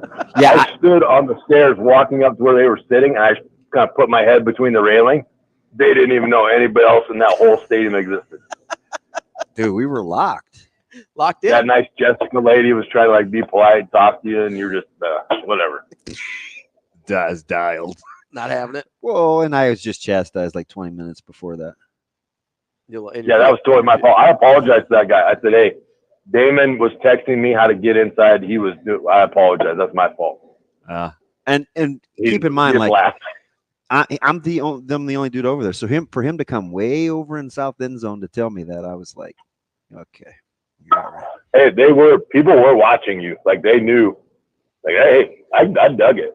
They were like, you were sitting Damon last week. I was like, what? Hey man, when you're famous, people look at you everywhere you go. That is true. When you're the only guy in a hooded sweatshirt, a long sleeve shirt underneath it on a 79-degree day, they're like, "Who's the weirdo?" Shorts on. We're shorts on. He just in the South End Zone. Wow, we're shorts on, dude. Did you see the little muscle-bound kid with no shirt on when we left? Yeah, I was standing right next to you. So who do you think he? So did I tell you what he said? So there's this little kid there. And he's where nobody is. He's been between the benches and where you go up in the west side of the stadium. Mm-hmm. He's got no shirt on and some joggers. And he is yoked. This little dude is like 2. Wasn't he? I'm talking like little buddy has a pull-up bar, like and a dip station, like Drake push-ups, right? And so he's got these pretty blue eyes, and so he's like flexing on me. That was weird. So I laughed. Wow, I'm not Greg Doyle. Relax. That's a good joke. Wow. So that was a good one. So I was gonna walk off, but I think he wanted my attention, so I went back. I was like, I got to talk to this little dude. And I swear to goodness, this is exactly what he said. I go, hey, who are you here with? And he goes, I'm watching the white guy. And I go, what? Which one? And he goes, they're in white, but he's the black shirt though. I go, really? I said, are you a big fan? And he goes, yeah, I think he's tough. And that's when he did the little flex thing. And I was like, I don't know who he was. I didn't ask for the name. I just was captivated by the fact this little dude was I wanted to put him on social media so bad, but I didn't want permission and go find his parents. Right. I just was trying to mind my own business. When you're but, little though, and you just have all the confidence in the world, and you don't fear anything, you're just like, yeah, this is what I got, you could listen. You could tell this little dude had been there before. Oh yeah. What did you think about the mixing and matching of all the offensive linemen like that? Could you get a good feel? I just watch feet and hands and all that stuff. And, yeah, I mean, progress has been made. There's still progress to come. Mm-hmm. But, it's probably need to get a shirt made. Slow feet don't eat. So you got to get those little tootsies moving. Spend that $4 35 times and buy that many jump ropes and just get on them. But they like going yesterday, like I went down with me and T-Bone went down and watched and saw the cast of characters, Foreman and JP and Lauren Kaiser and Bobby Sledge was there. So it's Jay Moore. It was fun. Yeah, Sledge was a treat. I talked to him, Mr. Coach So Sledge. I talked to him one of the days, and he's awesome. He's awesome. He gave me a back adjustment unintentionally with a hug. Yeah. I was like, so he clearly hasn't missed very many benching days still, but never missed chest day. We Come bought on. our first He's a joy. cash register. We bought our first cash register from Team Sledge. Yeah. And so he hadn't seen me in forever. And so he walks up and was like, "Hey, Sledge." He goes, trying to get me that confused. So I was like, "I'm Matt Vrzal." He goes, "Jesus." He goes, "What happened to you?" He goes, "Are you dying?" I was like, "No, I'm not." I was like, "I just lost a couple pounds." That is it. That sounds just like. That's why his son is so mean-spirited. He says he acts like that too. Comes by it honestly. Remember when he was going to be a tight end? His kid. Yeah. Never. Everybody holds on. Hey, 8th grade football, but I was a fullback. My number was number 34. I remember the first year we played them that I was there Never and he was gonna be a playing tight end, and I was like, No. I'm not sure why. You went over and said thank you. Yes, I did, Matty. I did feel like we got away with one. Hey, now we didn't we didn't handle Alex Bullock very well, but I felt like we got away That with one. catch he made in the back of the end zone, Yes. I'll never get that out of my mind. Yeah, It was stupid. Listen, man. Yeah, Bullock put Same it thing on. with Beat Rice. When Beat Rice showed up and had Cam Jurgens at tight end, and then they would cover him up, I was like, "Oh, this is a wide tackle." Appreciate that. Thank you for the gesture. We don't have to cover that thing. Appreciate it. Hey, but let me ask you something. Full disclosure: do you feel more responsible for kids' development at the next level, knowing that we have stories like that? Because sometimes high school coaches will tell you it's not really their responsibility to be projecting. Their job is to win games right now. I hate that, by the way. But I could. Well, I mean, the reason you coach is for the longevity of the child. Like, you want them to be successful in whatever facet that is. You'd think. Ideally. Winning games is important, but at some point you have to also have. Just Nick Danzy, who's coached forever, coached little teeny kid baseball. So what's your goal in that? He said that they signed up. No. Let me talk. You called me. That they signed up for next year and that they learned basic fundamentals. He said, if you get those two things done, you'd be amazed at how many games you win. Everybody gets lost in the sauce that you're going to coach to win. You're going to coach to develop fundamentals that they can then take on to whatever level they want to go play at, and that they love the game. And when they love the game, they have good fundamentals, you can win.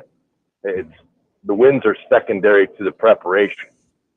That's where it gets lost. That's where all these idiots that coach us little baseball and little football, I got to win. No, you don't, dumbass. You got to teach them how to play, and you got to teach them that it's a fun game. Your career is over, old guy. You lost. You didn't do it. Teach them the fundamentals that you didn't learn.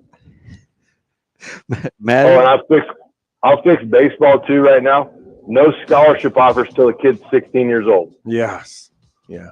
Oh, I get it. But baseball and volleyball are notoriously early, and they keep recruiting over you. Yeah. Hey, you're 14. You don't even have a hair where the sun don't shine. But good luck trying to project you're going to be good. Come on. That's Matt Vrzal, former Husker owner of Pison's Pizzeria. Maddie, have a good weekend. We'll talk to you next week. Thanks, Maddie. You in a little bit, Damon. Okay, buddy. That's the show for the week. That's CBM Ravi Lulla. That's Mike Sautter. Make sure you tune in on Monday for more Hurrdat Sports Radio.